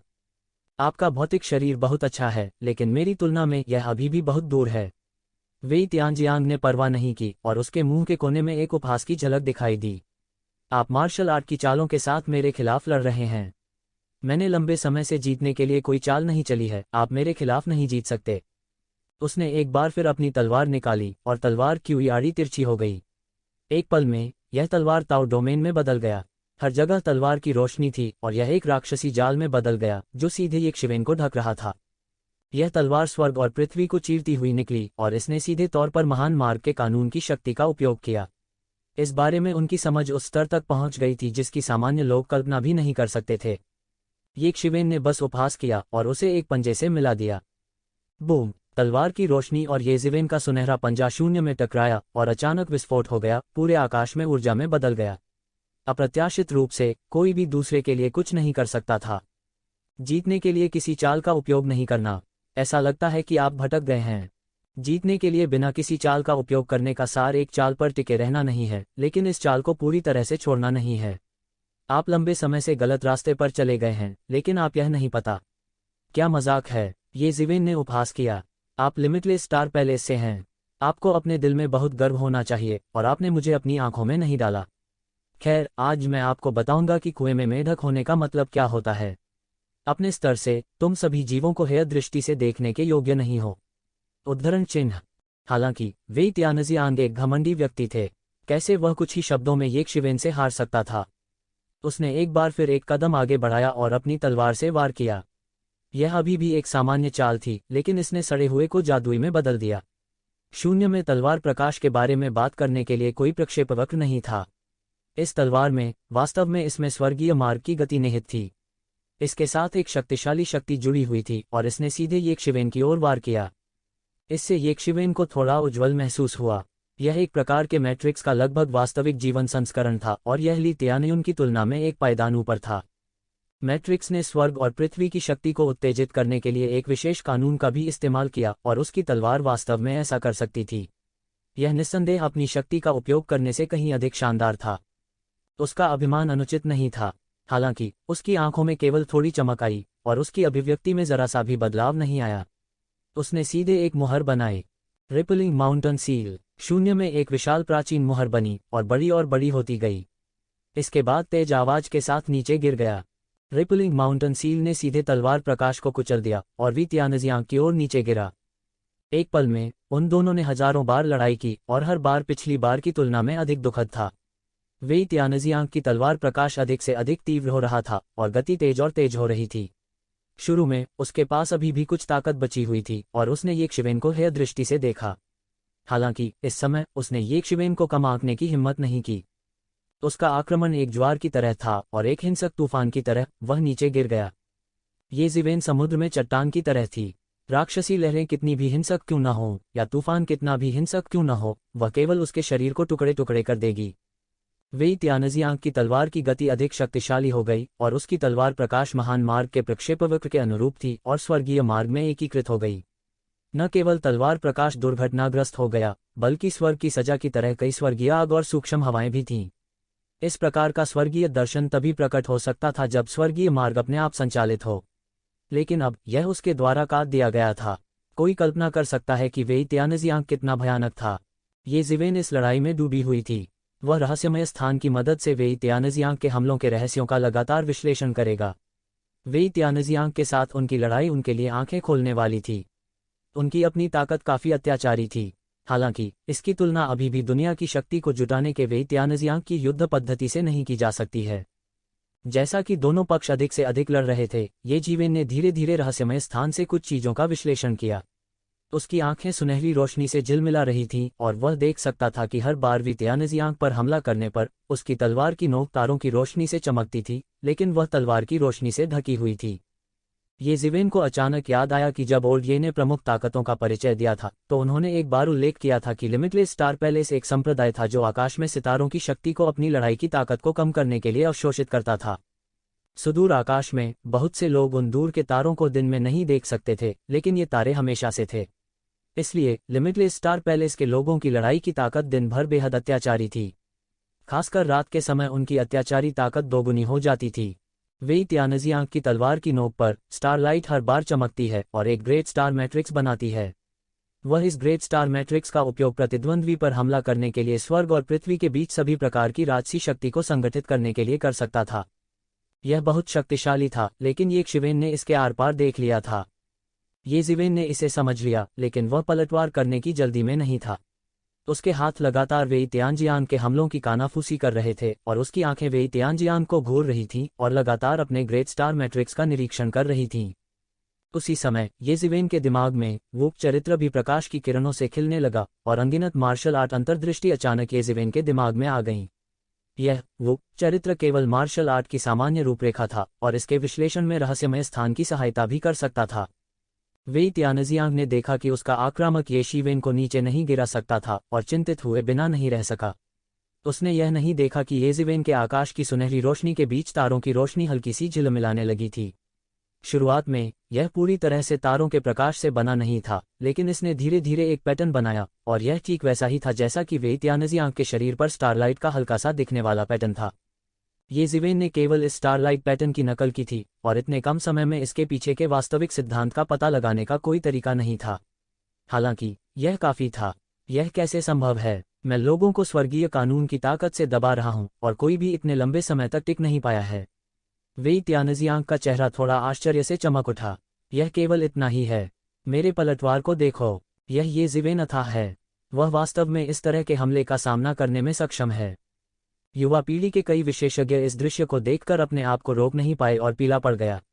मूल रूप से उनमें से कई वी तियानजियांग और अन्य में रुचि नहीं रखते थे। उन्होंने सोचा कि वे केवल अपनी पारिवारिक पृष्ठभूमि पर भरोसा कर रहे थे और कुछ खास नहीं। हालांकि जब उन्होंने उन दोनों के बीच लड़ाई देखी तो वे लगभग डर गए। उन दोनों का संग्राम सींग पर लटके मृग के समान था। जरा सा भी धुआं और आग नहीं थी। चालों से प्रतिबंधित न होने की बात को वह पहले ही पार कर चुका था। बहुत से लोग चौंक गए। उन्होंने कल्पना की कि यदि वे उन दोनों में से किसी एक में होते तो क्या होता। अचानक वे ठंडे पसीने से तरबतर हुए बिना नहीं रह सके। उनकी गणना के परिणाम के अनुसार यदि वे उन दोनों में से किसी एक में होते तो वे मौके पर ही मारे जाते। कोई और संभावना नहीं थी। वे दोनों अद्वितीय प्रतिभाशाली हैं। वे हमारी मानव जाति के शीर्ष विशेषज्ञ हैं। केवल हो कबीले और शाही कबीले ही इस तरह की असाधारण प्रतिभाओं का पालन पोषण कर सकते हैं। स्वर्ग, वह केवल 10वें दायरे में आया क्योंकि वह अन्य प्रतिभाओं के साथ प्रतिस्पर्धा नहीं कर सका। फिर अन्य बैचों के प्रतिभाएं कितने शक्तिशाली हैं स्वर्ग, अगर ऐसा है तो क्या अब भी हम में से कोई ढीला अभ्यासी होगा जिसके पास रैंकिंग के लिए लड़ने की योग्यता हो। बहुत से लोग विलाप कर रहे थे। आप केवल इतने ही हैं। मेरा पलटवार देखें, येज़िवेन ने चिल्लाकर कहा, मैंने तुम्हें पहले ही देख लिया है। येज़िवेन ने सीधे अपनी हथेली से वार किया। अचानक आकाश सुनहरी तार की शक्ति से भर गया जिसने स्वर्ग और पृथ्वी को अलग कर दिया। सुनहरी हथेली की शक्ति के भीतर तारों का एक समूह चमक उठा, एक पैटर्न में बदल गया और फिर स्वर्ग और पृथ्वी में गायब हो गया। बूम! भयानक तार की शक्ति कुचल दी गई। वेई त्यानजियांग ने अपनी तलवार से ठंड से सूंघ लिया और फिसल गया। उसे तनिक भी आश्चर्य नहीं हुआ। हालांकि आगे जो हुआ उसने उसे डर के मारे पीला कर दिया। आकाश में स्वर्गीय आग और सूक्ष्म हवा के झोंकों ने सीधे उड़ा दिया। यह ऐसा था मानो दुनिया नष्ट होने वाली थी। यह कैसे संभव है? यह भावना अधिक परिचित नहीं हो सकती। यह बिल्कुल वैसा ही था जब उन्होंने अपनी पूरी ताकत लगा दी थी। उसने आक्रमण करने के लिए स्वर्ग और पृथ्वी की शक्ति का उपयोग किया। यह उनके लिमिटलेस स्टार पैलेस का एक विशेष आक्रमण तरीका था। हालांकि यह कहा गया था कि आकाशीय क्षेत्र में पहुंचने के बाद आकाशीय क्षेत्र के विशेषज्ञ प्रतिद्वंद्वी को कुचलने के लिए स्वर्ग और पृथ्वी की शक्ति जुटा सकते हैं। हालांकि इस हद तक स्वर्ग और पृथ्वी की शक्ति का उपयोग करना असंभव था। यह कुछ ऐसा था जो नहीं हो सका। यह उनकी लिमिटलेस स्टार पैलेस की गुप्त तकनीक थी। यदि कोई इसकी बहुत उच्च स्तर तक साधना करता है तो वे अकल्पनीय मात्रा में शक्ति उधार लेने में सक्षम होंगे। यह बेहद भयानक था। हालांकि जब यह शक्ति प्रतिद्वंद्वी के शरीर से निकली तो यह सच्चे आतंक में बदल गई। आप संभवतः इस चाल को कैसे जान सकते हैं? मुझे बताओ, तुमने इसे कहाँ से सीखा? वेई त्यानजियांग एक ही समय में चौंका और गुस्से में था। उसके हाथ में तलवार की रोशनी बार बार टिमटिमाती थी और एक शिवेन की हथेली की शक्ति को अवरुद्ध कर देती थी। वह अत्यधिक क्रोधित था। किसने कहा कि केवल आपके लिमिटलेस स्टार पैलेस में ही यह अनूठी मार्शल आर्ट है? येज़िवेन ने शरारती मुस्कान के साथ कहा। बकवास! यह एक मार्शल आर्ट है जिसे हमारे लिमिटलेस स्टार पैलेस के अनगिनत पूर्वजों ने बनाने में अनगिनत साल लगा दिए। कोई अन्य संप्रदाय बिल्कुल नहीं है। बोलो, तुमने इसे कहाँ से सीखा? वेई त्यानजियांग ने गुस्से में कहा। आप वास्तव में जानना चाहते हैं? तब मैं आपको बताता हूँ। अभी 10 साल पहले मैं सड़क पर चल रहा था और एक बूढ़े भिखारी ने मुझे रोक दिया। उन्होंने कहा कि मैं आध्यात्मिक ऊर्जा से भरा हुआ था और यह कि मैं एक प्राकृतिक मार्शल था। कला प्रतिभा। उन्होंने कहा कि वे मुझे विश्व शांति बनाए रखने का काम देंगे। उन्होंने मेरे लिए चुनने के लिए मार्शल आर्ट का एक गुच्छा भी निकाला। क्या फ्लाइंग स्टार जाप, क्या 9 स्टार घोस्ट स्टेप्स, क्या ग्रेट स्टार लुओ तलवार। वे सभी 5 तांबे के सिक्कों के लिए बेचे गए थे। क्या मजाक है? कैसी घटिया चीज 5 तांबे के सिक्कों में बेची गई। मैंने बस बेतरतीब ढंग से एक को चुना। येज़िवेन ने मुस्कराते हुए कहा। आप बकवास कर रहे हैं, कश। वेई त्यानजियांग ने अचानक मुंह से खून निकाला। वह अत्यधिक क्रोधित था। मदर सीकर, येज़िवेन ने जिन सभी मार्शल आर्ट का उल्लेख किया वे उनके लिमिटलेस स्टार पैलेस की सबसे प्रसिद्ध मार्शल आर्ट थीं। हर मार्शल आर्ट आसानी से नहीं सिखाई जाती थी। यह भी कहा जा सकता है कि केवल सबसे प्रमुख शिष्यों को ही सिखाया जा सकता है। इसे फैलाना बिल्कुल असंभव था। लिमिटलेस स्टार पैलेस पूरी तरह से मार्शल आर्ट को फैलने नहीं देगा। मदर कर 5 तांबे के सिक्के प्रत्येक। वह मेरे असीम सितारा महल को इस तरह कैसे अपमानित कर सकता है?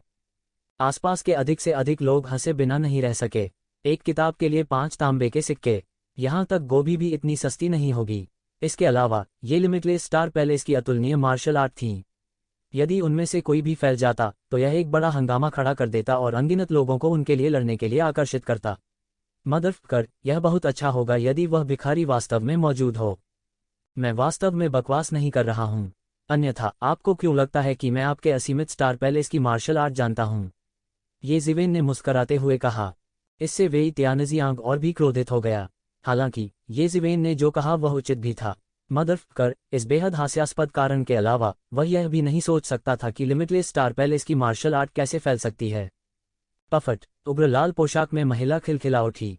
यह व्यक्ति वास्तव में कुछ ज्यादा ही था। एक किताब के लिए कौन से 5 तांबे के सिक्के? क्या शक्तिशाली आत्मा ऊर्जा? विश्व शांति बनाए रखने के लिए कौन सा मिशन? क्या आपको इतना मजेदार होने की जरूरत है?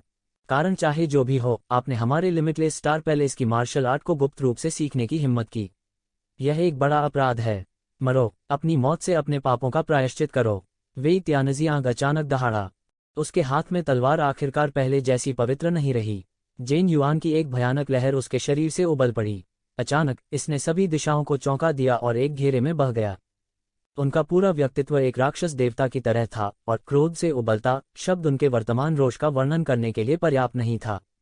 बूम! उसने एक कदम आगे बढ़ाया और 0 इंच दर इंच बिखर गया। एक पल में वह अपनी तलवार से गिर गया और असंख्य तारों का प्रकाश संघनित होने लगा।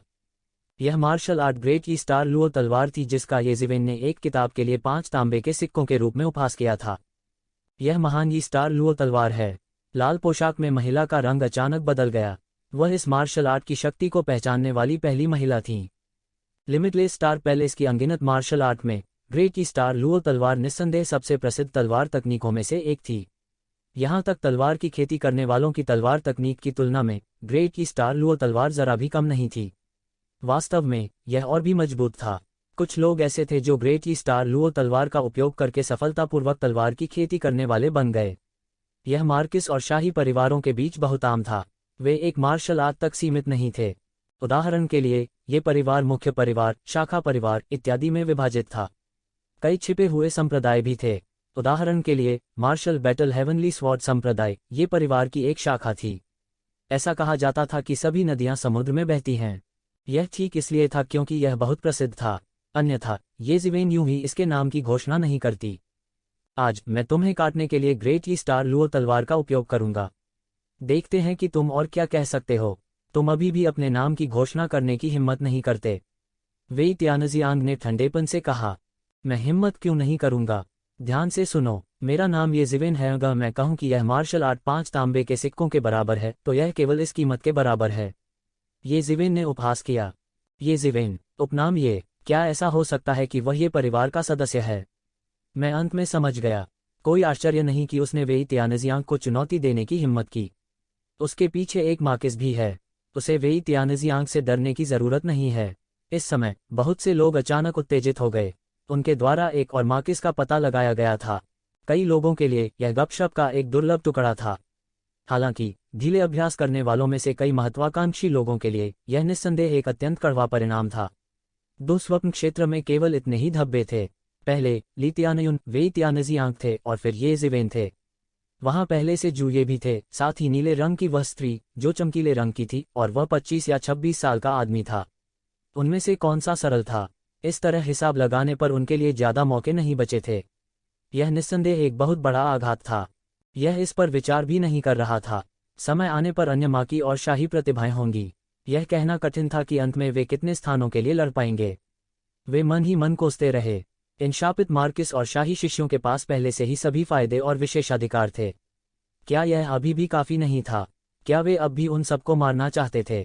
वेई त्यानजियांग गुस्से में थे। उनकी साधना के साथ आकाश क्षेत्र के चौथे स्तर के बीच भी एक योग्य प्रतिद्वंद्वी से मिलना मुश्किल था। अगर उसने येज़िवेन जैसे संकी का सामना नहीं किया होता तो ली त्यानयुन भी अभी उसके जानलेवा हाथों में नहीं पड़ता। इसलिए हालांकि ली त्यानयुन की भ्रम की तकनीक अच्छी थी, फिर भी उसने उसे अपनी आंखों में नहीं डाला। वह सिर्फ एक निष्क्रिय प्रतिद्वंद्वी था। उसका लक्ष्य 10वें क्षेत्र की चैंपियनशिप जीतना और 10वें क्षेत्र के चैंपियन के रूप में पहले क्षेत्र में प्रवेश करना था। उसने येज़िवेन जैसे संकी से मिलने की उम्मीद नहीं की थी। हालांकि वह केवल आकाश क्षेत्र के पहले स्तर पर था, वह आकाश क्षेत्र के चौथे स्तर के विशेषज्ञों से भी अधिक भयानक था। वेई त्यानजियांग की तलवार प्रकाश शून्य में जमकर जल रहा था, उबल रहा था। ऐसा लग रहा था कि तारों की अनगिनत किरणें एक राक्षसी जाल में बुन रही थीं जो येज़िवेन की ओर गिर रहा था। The great change star Luo sword limitless star palace के अन्य मार्शल आर्ट के समान था। इसने तारा निर्माण के उपयोग पर बहुत ध्यान दिया। तलवार प्रकाश और तारों का प्रकाश एक विशाल संरचना बनाने के लिए शून्य में परिवर्तित हो गया। जोर के धमाके के साथ गिरते ही उसकी शक्ति दोगुनी हो गई। What great change star Luo sword, मेरे लिए यह सब तोड़ दो, येज़िवेन तिरस्कारपूर्वक चिल्लाए। सभी की चौकस निगाहों के तहत वह वास्तव में ग्रेट चेंज स्टार लुओ तलवार द्वारा गठित इंटवावन तलवार के जाल में घुस गया। क्या वह पागल है? कई लोग सदमे से चीख पड़े। हर कोई समय पर चकमा नहीं दे सकता था और वह वास्तव में भाग गया। निश्चित रूप से, जैसा कि सभी को उम्मीद थी, ग्रेट चेंज स्टार लुओ तलवार की रोशनी सीधे येज़िवेन के शरीर पर गिरी। येज़िवेन के शरीर पर हजारों अत्याचारी तलवार प्रकाश गिरे, जिससे दिव्य प्रकाश की अनगिनत किरणें फूट पड़ीं। अंतहीन शून्य बिखर गया और अराजकता फैल गई। वेई त्यानजियांग, जो गुस्से में थे, बिल्कुल भी पीछे नहीं हटे। वह येज़िवेन को एक सांस में मारना चाहता था। तारों से भरे इस आकाश में अचानक 2 बड़े हाथ सीधे शून्य में घुस गए और हवा में तलवार प्रकाश और तारों की रोशनी को सीधे पकड़ लिया। फिर एकाएक फटने से तलवार का पूरा जाल एक जोरदार धमाके के साथ फट गया। फिर अचानक हड़पने के साथ तलवार प्रकाश पकड़ा गया और मौके पर ही नष्ट हो गया। आकाश में फैली तलवार की रोशनी और तारों की रोशनी को येज़िवेन ने नष्ट कर दिया, जिससे उसकी आकृति प्रकट हो गई। वेई त्यानजियांग की दाई स्टार लुओ तलवार येज़िवेन को बिल्कुल भी चोट नहीं पहुंचा सकती थी। येज़िवेन का 10वें स्तर का अत्याचारी शरीर पहले से ही इतना मजबूत था कि आम लोग इसकी कल्पना भी नहीं कर सकते थे। 10वें स्तर के अत्याचारी शरीर के साथ भले ही उसे दिव्य क्षेत्र के 5वें स्तर पर एक विशेषज्ञ का सामना करना पड़े, फिर भी वह सकुशल पीछे हट सकता था। यह कैसे संभव है? वेई त्यानजियांग का चेहरा थोड़ा पीला पड़ गया था। मार्शल आर्ट के लायक सिर्फ 5 तांबे के सिक्कों के साथ आप उससे कितने शक्तिशाली होने की उम्मीद करते हैं? तू ज़िवेन ने उपहास किया। वेई त्यानजियांग ने एक और कदम आगे बढ़ाया और दाई स्टार लुओ तलवार से फिर से वार किया। इस तलवार ने पूरे इलाके को ढक लिया। यहाँ तक दिव्य क्षेत्र के 4थे स्तर का एक विशेषज्ञ भी गंभीर रूप से घायल हो सकता है, या यहाँ तक मारा भी जा सकता है, कोई हड्डी नहीं रह जाती। यह बहुत भयानक था। येज़िवेन ने चकमा देने की कोशिश भी नहीं की। इसके बजाय उसने अपना बड़ा हाथ बढ़ाया और आकाश में सभी तलवार प्रकाशों को मौके पर ही पकड़ लिया। वेई त्यानजियांग के चेहरे पर भी अविश्वास का भाव दिखाई दिया। येज़िवेन का प्रदर्शन पहले से भी ज्यादा उग्र था।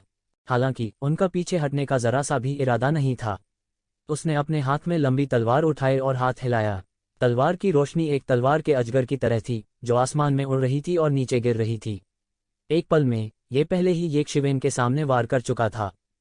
वह पहले से ही थोड़ा पागल था, लेकिन येज़िवेन की अभिव्यक्ति बिल्कुल नहीं बदली, जैसे कि उसने इसे देखा ही नहीं।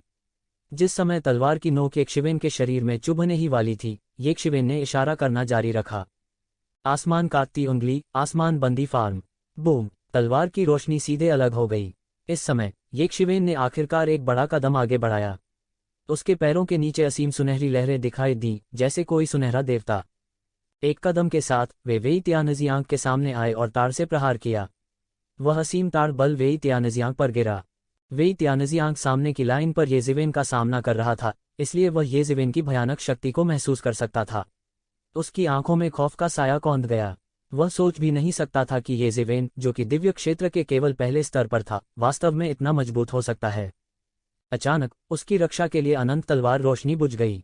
तलवारबाजी साहसपूर्वक आगे बढ़ने और कभी पीछे न हटने के बारे में थी।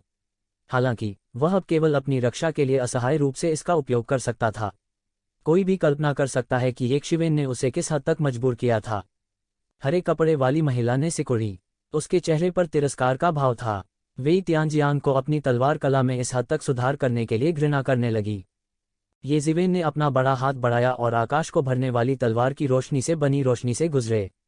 तलवार की बत्तियां येज़िवेन के बड़े हाथ का गला घोंटना चाहती थीं, लेकिन उनके पास येज़िवेन के बड़े हाथ को हिलाने का कोई तरीका नहीं था। वे केवल बेबसी से देख सकते थे, क्योंकि येज़िवेन की हथेली सीधे वेई त्यानजियांग की छाती पर जा लगी थी। टकराना! वेई त्यानजियांग को मौके पर उड़ान भरते हुए भेजा गया। येज़िवेन की 10वीं परत, तानाशाह शरीर, की तुलना ड्रैगन रेस की शाही काया से की जा सकती थी। उसकी हथेली इतनी शक्तिशाली थी कि पहाड़ को भेद सकती थी। वेई त्यानजियांग की छाती बुरी तरह से विकृत हो गई थी जब इस तरह की ताकत उसके शरीर पर लगी थी। उन्हें मौके पर ही उड़ाकर भेज दिया गया। टकराना! टकराना! टकराना! अंत में किनारे पर लुढ़कने और रुकने से पहले उसका शरीर जमीन पर कई बार जमकर उछला। सभी को ऐसा लगा जैसे उनकी गर्दन अचानक से घोंट दी गई हो। वे अवाक थे। उन्होंने वेई त्यानजियांग जैसे एक मजबूत व्यक्ति को येज़िवेन द्वारा पूरी तरह से दबा हुआ देखा था। ऐसा लग रहा था जैसे वेई त्यानजियांग की मार्शल आर्ट केवल 5 तांबे के सिक्कों के लायक थी। वो येज़िवेन का विरोधी बिल्कुल भी नहीं था। एक समय के लिए पूरी जगह खामोश थी। कोई नहीं जानता था कि क्या कहना है। हालांकि कुछ देर की खामोशी के बाद भीड़ ने हंगामा शुरू कर दिया। अच्छा, इतना मजबूत! यह येज़िवेन हास्यास्पद रूप से मजबूत है। मुझे अब याद है, यह येज़िवेन, क्या वह हिडन ड्रैगन लिस्ट में है? उल्लेख किए जाने के बाद कई लोगों को तुरंत याद आया। सामान्य लोगों के लिए हिडन ड्रैगन लिस्ट वास्तव में बेहद चकाचौंध थी। हर नाम को विश्व प्रसिद्ध कहा जा सकता है। हालांकि इन लोगों के लिए यह बिल्कुल अलग था। वे सभी नई पीढ़ी के शीर्ष पावरहाउस थे। भले ही वे शीर्ष शक्ति केंद्र न हो, फिर भी वे युवा पीढ़ी की तुलना में बहुत अधिक अत्याचारी थे। जो हिडन ड्रैगन लिस्ट में हो सकते थे, वे अधिक से अधिक स्काई रियल्म के पहले स्तर पर थे। दूसरे स्तर की साधना इससे अधिक कुछ नहीं थी। उनकी तुलना में अभी भी बहुत बड़ा अंतर था। वे हमेशा बढ़ते ड्रैगन सूची में केवल 100 नामों पर ही ध्यान देंगे। केवल ये 100 लोग ही वास्तविक लक्ष्य थे जिनका उन्होंने पीछा किया। हिडन ड्रैगन सूची के अनुसार शायद वे भविष्य में उनके साथ तुलना करने के योग्य होंगे। हालांकि यह निश्चित रूप से अब नहीं था। उनकी औसत खेती का समय युवा पीढ़ी की तुलना में 2 गुने से भी अधिक था। यह एक लौहपुख्ता तथ्य था, इसलिए बहुत से लोगों ने हिडन ड्रैगन लिस्ट पर ज़्यादा ध्यान नहीं दिया। कुछ लोगों ने तो इसके बारे में सुना भी और नाम तक याद नहीं रहा। हालांकि इस समय इस व्यक्ति द्वारा उल्लेख किए जाने के बाद कई लोगों की स्मृति में जानकारी पानी की तरह बह निकली। इस समय उन्हें अंत में याद आया कि येज़िवेन हिडन ड्रैगन सूची में 20वें स्थान पर थी। येज़िवेन हिडन ड्रैगन सूची में केवल 20वें स्थान पर है, उसके पास इतनी ताकत कैसे हो सकती है? क्या वाकई इस साल की युवा पीढ़ी इतनी अत्याचारी है? कई लोगों के चेहरे भद्दे हो गए। जबकि वे अभी भी बढ़ते ड्रैगन सूची पर स्वामी के साथ पकड़ने की सख्त कोशिश कर रहे थे, वे अनजाने में हिडन ड्रैगन सूची की युवा पीढ़ी द्वारा पकड़े गए थे। इसके अलावा येज़िवेन छिपे हुए ड्रैगन सूची में पहले व्यक्ति नहीं थे, वह केवल शीर्ष 20 में था। क्या इसका मतलब यह नहीं था कि युवा पीढ़ी में येज़िवेन की तुलना में 19 अधिक शक्तिशाली लोग थे? उन अन्य लोगों का उल्लेख नहीं करना जो हिडन ड्रैगन लिस्ट में दर्ज नहीं थे। वास्तव में महान गुरु रास्ते रोक रहे थे और पीछे नवागंतुक थे। उनके दिन नहीं चल सकते थे। हालांकि वे नहीं जानते थे कि येज़िवेन जाहिर तौर पर कुछ अपवाद थे। हिडन ड्रैगन लिस्ट में हर कोई येज़िवेन की तरह असामान्य नहीं था। हालांकि यह एक तथ्य था कि इस बार हिडन ड्रैगन सूची में वास्तव में कुछ असामान्य लोग थे। यह कहने की बात नहीं है कि 2 साल पहले फाबुशून पहले से ही दानवशाही महामहिम को हराने में सक्षम थे, जो दिव्य क्षेत्र के चौथे आकाश में था। अब उसकी खेती में किस हद तक सुधार हुआ है, यह कोई नहीं जानता था। अभी कुछ साल ही हुए थे। हालांकि येज़िवेन ने इतनी प्रगति की थी, इसलिए वह स्वाभाविक रूप से यह कहने की हिम्मत नहीं करेगा कि अन्य लोगों की प्रगति धीमी थी। इनमें से प्रत्येक स्वर्ग के गौरव विशेषज्ञ एक उत्कृष्ट प्रतिभा थे। इसके अलावा उनके पास राक्षसी भाग्य था, इसलिए उनके लिए कुछ वर्षों में धरती को हिला देने वाले परिवर्तन होना सामान्य बात थी।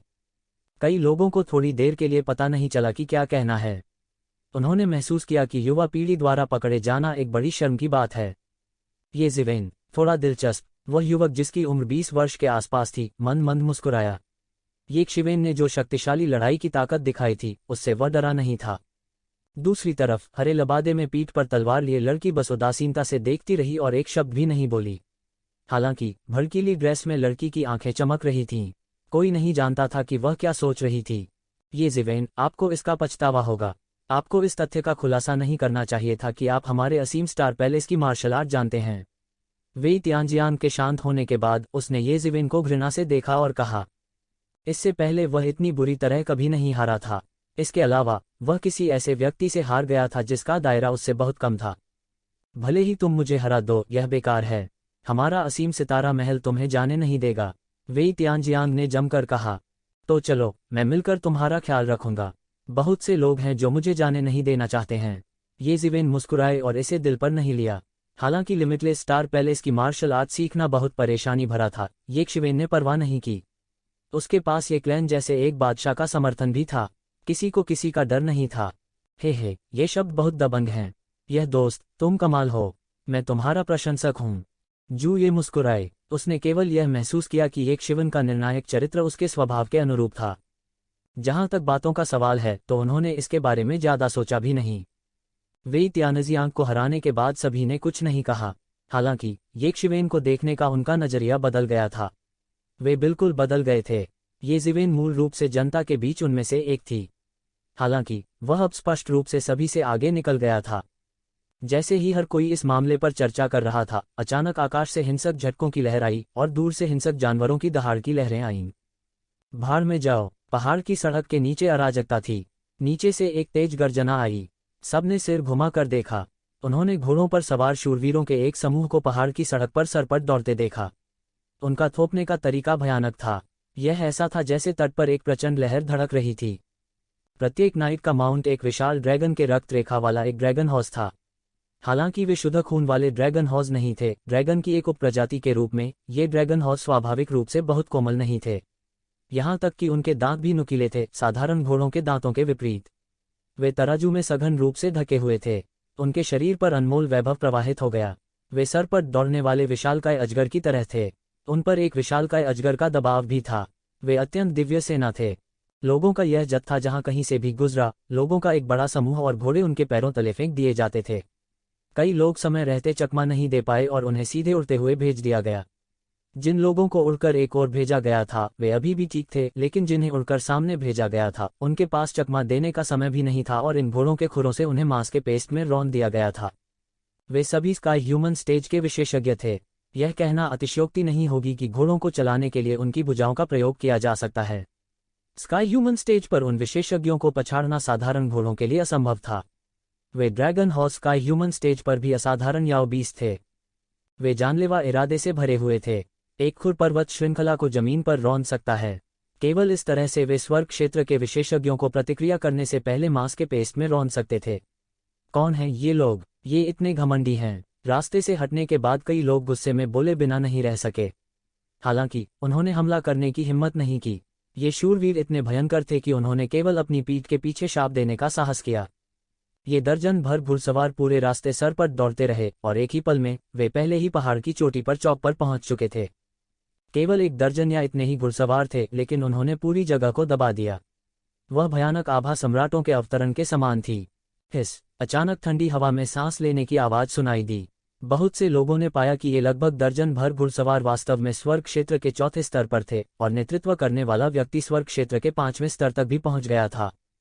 बस ये दर्जन भर घुड़सवार पूरे स्थान को दबाने और सभी दिशाओं को भयभीत करने के लिए पर्याप्त थे। ये लोग कौन हैं? ये इतने भयानक कैसे हो सकते हैं? कई लोगों ने ठंडी हवा में सांस ली तो कई लोग ऐसे भी थे जो निराशा में थे। अगर यह सिर्फ ये ज़िवेन और पहले के अन्य लोग थे तो यह ज़्यादा नहीं था, क्योंकि हमेशा जगह बची रहेगी। लेकिन इन एक दर्जन या इतने ही घुड़सवारों के साथ उनका मुकाबला कौन कर सकता था? इन जगहों के लिए उनका मुकाबला कौन कर सकता है? अंत में क्या इसका मतलब यह नहीं होगा कि सभी स्थान उनके हाथ में आ जाएंगे? अगर ऐसा था तो प्रतिस्पर्धा करने के लिए क्या था? हर कोई तुरंत उत्साह से चर्चा करने लगा, लेकिन मैदान में मौजूद दर्जन भर घुड़सवारों में जरा भी बदलाव नहीं हुआ। चारों ओर देखने पर वे ठंडे और भावहीन थे और जहां भी उनकी नजर पड़ी वहां केवल मृत्यु थी। ठंड, जानलेवा अभी भी, और कोई भी खून की गंध को सूंघ सकता है। उनके कवच के कंधे पर प्रतीक को देखो, यह मार्किस कबीले, वान कबीले का प्रतीक है। किसी ने लोहे के कपड़े पहने हुए कंधे पर कबीले के प्रतीक को पहचान लिया और जो लोग आए थे उनकी पहचान तुरंत स्पष्ट हो गई। यह वास्तव में एक और मार्किस कबीला था। उन महत्वाकांक्षी लोगों का पहले से ही कोसने का मूड भी नहीं था। मार्किस कबीले के लोग एक के बाद एक दिखाई दिए और उनके लिए निस्संदेह यह एक बड़ा झटका था। लेकिन और लोग आना चाहते तो ज़्यादा से ज़्यादा एक या दो आते। यह बहुत अच्छा था, लगभग एक दर्जन एक बार में आए थे। क्या वे 10वें क्षेत्र में सभी स्थानों को लेने की योजना बना रहे थे? इसे देखकर यह स्पष्ट था कि वे 10वें लोक में सभी स्थानों को लेने की योजना बना रहे थे। यद्यपि स्वर्ग क्षेत्र के चौथे स्तर पर कुछ अन्य विशेषज्ञ भी थे, वे वैंग कबीले के विशेषज्ञों के साथ तुलना कैसे कर सकते थे जो पहले से ही एक साथ बंध चुके थे? यह है वान कबीले के 13 आयरन ब्लड ईगल राइडर्स। किसी ने इन 13 लोगों की पहचान कर ली।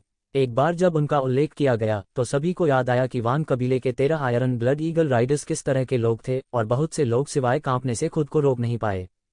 यह वे कैसे हो सकते हैं? हिस! मैंने उनके नाम सुने हैं, लेकिन क्या उन्होंने यह नहीं कहा कि वे वान परिवार द्वारा संरक्षित दरार में राक्षसों को मार रहे थे? साधारण मामले उन्हें बिल्कुल भी लामबंद नहीं कर पाएंगे। मैंने सोचा था कि वान परिवार इस बार 13 आयरन ब्लड ईगल कैवेलरी नहीं जुटाएगा। किसने सोचा होगा कि वे वास्तव में प्रकट होंगे? उद्धरण चिन्ह।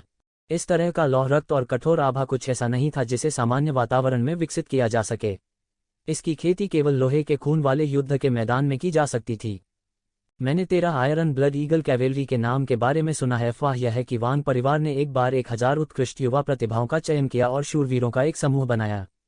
उन्हें लड़ने और खुद को संयमित करने के लिए दानव दुनिया की दरार में फेंक दिया गया। कुछ 100 वर्षों के बाद 1000 प्रतिभाओं में से केवल ये 13 ही रह गए। उन्हें 13 आयरन ब्लड ईगल कैवेलरी के रूप में जाना जाता है। हालांकि 13 आयरन ब्लड ईगल कैवेलरी शायद ही कभी दानव दुनिया के लिए मार्ग छोड़ती है। वे अब यहाँ क्यों दिखाई देंगे? क्या इंपीरियल कोर्ट स्ट्रगल ने उन्हें आकर्षित किया? इससे कोई फर्क नहीं पड़ता कि वे दिखाई देते हैं। वे हमारी 10वीं दुनिया में क्यों आए? कहीं ऐसा तो नहीं कि वे भी हमारी 10वीं दुनिया का कोटा छीनना चाहते हैं? उनकी नज़र में हमारी 10वीं दुनिया का कोटा मोटे मांस का टुकड़ा है।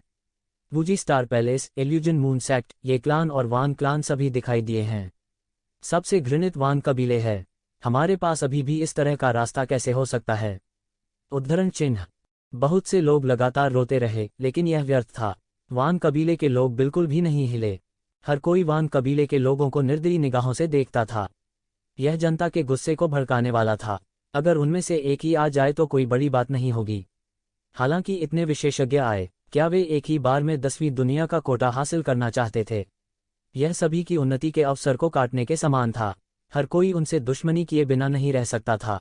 हालांकि कई लोग उनके प्रति बहुत निर्दयी थे, फिर भी उनके आसपास बहुत से लोग जमा थे। उनमें से कई व्यक्तिगत कृषक बल थे जो वान कबीले के साथ अच्छे पद पर थे। ये अलग अलग कृषक हो कुलों और शाही कुलों से भिन्न थे। हो कबीले और शाही कबीले अनगिनत वर्षों से खड़े थे। उनकी शक्ति गहरी और भयानक थी। हालांकि इन अलग अलग काश्तकारों की नींव इतनी गहरी नहीं थी, इसलिए वे केवल अच्छी शर्तों पर रहना चुन सकते थे या हो कुलों या शाही कुलों में से किसी एक पर भरोसा कर सकते थे। तभी वे इन हो वंशों और शाही कुलों का संरक्षण प्राप्त कर सकते थे।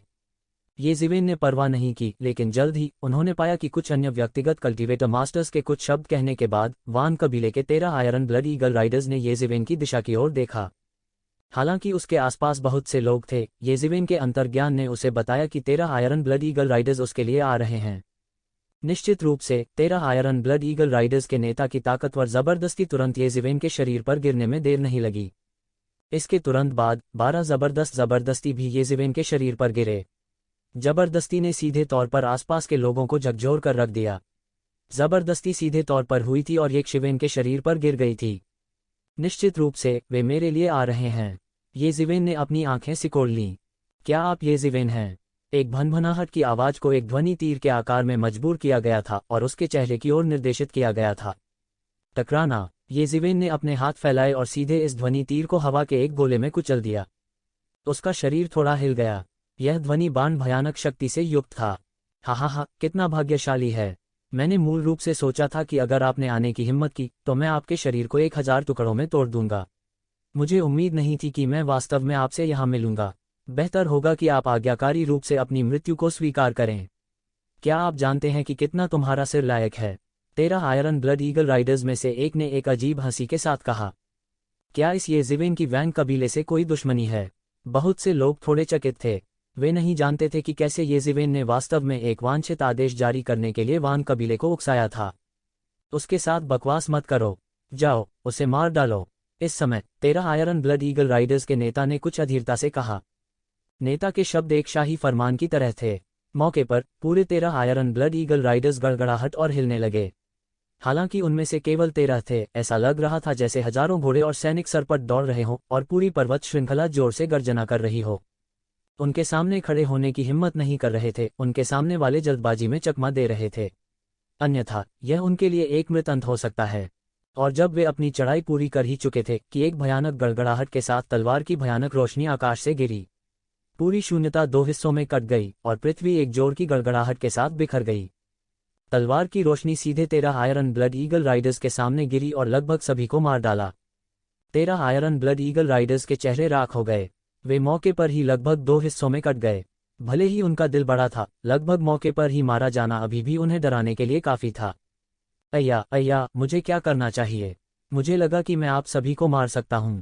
इस समय उन्होंने शून्य से एक बहुत ही धीमी आवाज सुनी। इसके तुरंत बाद एक आलसी व्यक्ति सीधे शून्य से गिर गया। सभी ने ऊपर देखा और एक अधेड़ उम्र का आदमी देखा जिसकी दाढ़ी मूंछें और मैले कुचैले कपड़े थे। इस तरह के कपड़े पहने हुए आदमी अगर दूसरी जगहों पर दिखे तो लोग यही सोचेंगे कि वह सड़क किनारे भिखारी है या कुछ और, लेकिन यहाँ किसी की हिम्मत नहीं हुई कि उसकी ओर आंख उठाकर देखे। वह तलवार अभी निश्चित रूप से सभी 13 आयरन ब्लड ईगल राइडर्स को मारने के लिए पर्याप्त थी। 13 आयरन ब्लड ईगल राइडर्स में 5वें स्तर के स्काई रियलम विशेषज्ञ और अन्य 12 चौथे स्तर के स्काई रियलम विशेषज्ञ थे। यह जर्जर अधेड़ उम्र का आदमी विशेष रूप से भयानक था। यह विशेष रूप से 13 आयरन ब्लड ईगल कैवलरी के लिए ऐसा था। उनके एक्सप्रेशन बेहद भद्दे थे। वे कल्पना ही नहीं कर सकते थे कि उसने अभी अभी क्या कहा। उसने सोचा था कि वह उन सभी को मार सकता है। जब से 13 आयरन ब्लड ईगल कैवेलरी बनी है तब से उनके साथ कभी ऐसा व्यवहार नहीं किया गया था। हमें क्या करना चाहिए? यहाँ बहुत सारे लोग हैं। क्या हम सभी को 10वें क्षेत्र में जाना है? जर्जर अधेड़ उम्र का आदमी आलस्य से मुस्कुराया जैसे उसे हैंगओवर हो गया हो। उसने भीड़ को देखा और बहुत साधारण लग रहा था। अगर अभी उस तलवार के लिए नहीं तो शायद किसी ने नहीं सोचा होगा कि यह एक शीर्षस्थ विशेषज्ञ है जिसने अपनी ताकत को छुपाया है। यह कौन है इतना प्रभावशाली? क्या यह शाही परिवार का विशेषज्ञ हो सकता है? कई लोगों ने आश्चर्य से पूछा।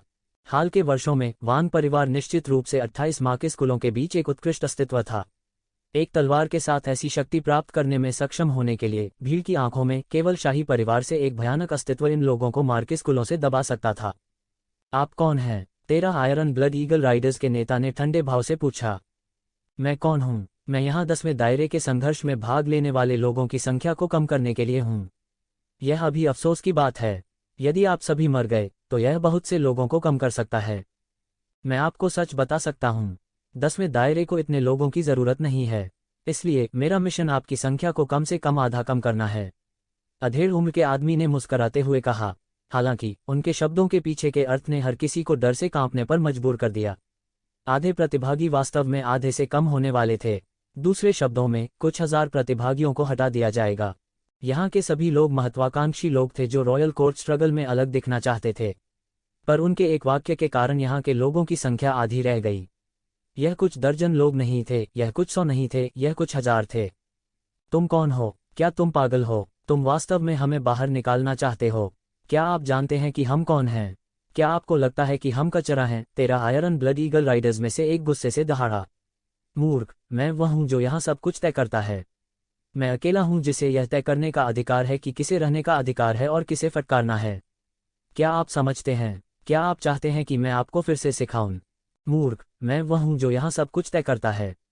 मैं अकेला हूं जिसे यह तय करने का अधिकार है कि किसे रहने का अधिकार है और किसे चिल्लाना है। क्या आप समझते हैं? क्या आप चाहते हैं कि मैं आपको फिर से सिखाऊं? जर्ज कपड़े पहने अधेड़ उम्र के आदमी ने मुस्कराते हुए कहा। 13 आयरन ब्लड ईगल राइडर्स का वह सदस्य मुंहतोड़ जवाब देना चाहता था, लेकिन नेता ने उसे रोक दिया। बंद करना। नेता की स्पष्ट रूप से बहुत प्रतिष्ठा थी। 13 आयरन ब्लड ईगल राइडर्स के उस सदस्य ने एक और आवाज निकालने की हिम्मत नहीं की। मुझे खेद है, मैंने उन्हें अच्छी तरह से नहीं सिखाया, नेता ने विनम्रता से कहा। मुझे उम्मीद नहीं थी कि वांग परिवार में कुछ समझदार लोग होंगे। अधेड़ उम्र के व्यक्ति ने 13 आयरन ब्लड ईगल राइडर्स के नेता की ओर देखा और बेहोश होकर कहा। अगर यह पहले सिर्फ एक छोटी सी छेड़खानी थी तो यह अब एक बड़ा मजाक था। हालांकि 13 आयरन ब्लड ईगल राइडर्स के नेता की अभिव्यक्ति सामान्य होने से पहले केवल थोड़ी बदल गई। अब मैं आपको बताने जा रहा हूं कि मूल्यांकन का पहला दौर शुरू होने वाला है। जैसे ही मैले कुचले अधेड़ उम्र के आदमी के शब्द गिरे, भीड़ में कोहराम मच गया। मूल्यांकन का पहला दौर शुरू होने वाला था, लेकिन वे बिल्कुल तैयार नहीं थे। इस समय किसी ने अचानक देखा कि आकाश से प्रकाश की अनगिनत धाराएं गिर रही हैं। जल्दी देखो, वह क्या है? उनकी आवाज ने सबका ध्यान खींचा। सभी ने ऊपर देखा, केवल आकाश से प्रकाश की धाराएं उतरती देखने के लिए। सबका ध्यान आकर्षित हो गया। क्या थी वो बातें? सभी की दृष्टि बहुत अच्छी थी, इसलिए उन्होंने प्रकाश की इन धाराओं को दूर से ही देख लिया था। हालांकि एक पल से भी कम समय में प्रकाश की ये धाराएं पहले से ही उनके सामने थीं। इस समय जर्ज कपड़े पहने अधेड़ उम्र के व्यक्ति ने कहा, मुझे पहले से न बताने के लिए मुझे दोष मत दो। दूसरे दौर के मूल्यांकन के लिए ये नंबर प्लेट हैं। उनमें से केवल 5000 हैं। यदि आप एक को नहीं पकड़ सकते हैं तो आपको हटा दिया जाएगा। इसके अलावा जमीन पर गिरने वाली नंबर प्लेटें गायब हो जाएंगी। इसलिए बेहतर होगा कि आप तेजी से आगे बढ़ें। मैले कुचले कपड़े पहने अधेड़ उम्र के आदमी की हड़बड़ी में बातें सुनकर हर कोई पागल हो गया। यह कैसा मजाक है? इतनी जल्दबाजी में यह दौर कैसे तय हो सकता है? FCK, आपने इसे पहले क्यों नहीं कहा? आपने इसे अभी कहा है। हर कोई हक्का बक्का रह गया। एक पल के लिए खाली देखने के बाद सभी ने एक चाल चली। नंबर प्लेट हथियाने के लिए आगे बढ़े विशाल हाथों से आकाश भर गया। क्या आपको नहीं लगता कि यह खेल काफी दिलचस्प है? इस दौर का एकमात्र उद्देश्य यह है कि हम बदकिस्मत लोगों को स्वीकार नहीं करते हैं। जर्ज कपड़े पहने अधेड़ उम्र के आदमी ने मुस्कराते हुए कहा।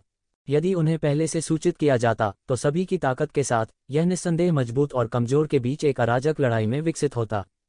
तब वे मूल्यांकन के उद्देश्य को प्राप्त करने में सक्षम नहीं होंगे। हालांकि अगर उन्हें अभी अधिसूचित किया जाता तो यह सब भाग्य पर निर्भर होता। अगर उनकी नंबर प्लेट गिर जाती है तो यह सबसे अच्छा होगा। अगर यह गिर जाता तो बहुत से लोग प्रतिक्रिया नहीं कर पाते। हालांकि यह नहीं कहा जा सकता था कि यह पूरी तरह से भाग्य पर आधारित था, यह भी कहा जा सकता था कि अधिकांश लोग केवल भाग्य पर ही भरोसा कर सकते थे। जब उन्होंने कहा कि यह भाग्य की परीक्षा है तो उनका वास्तव में यही मतलब था।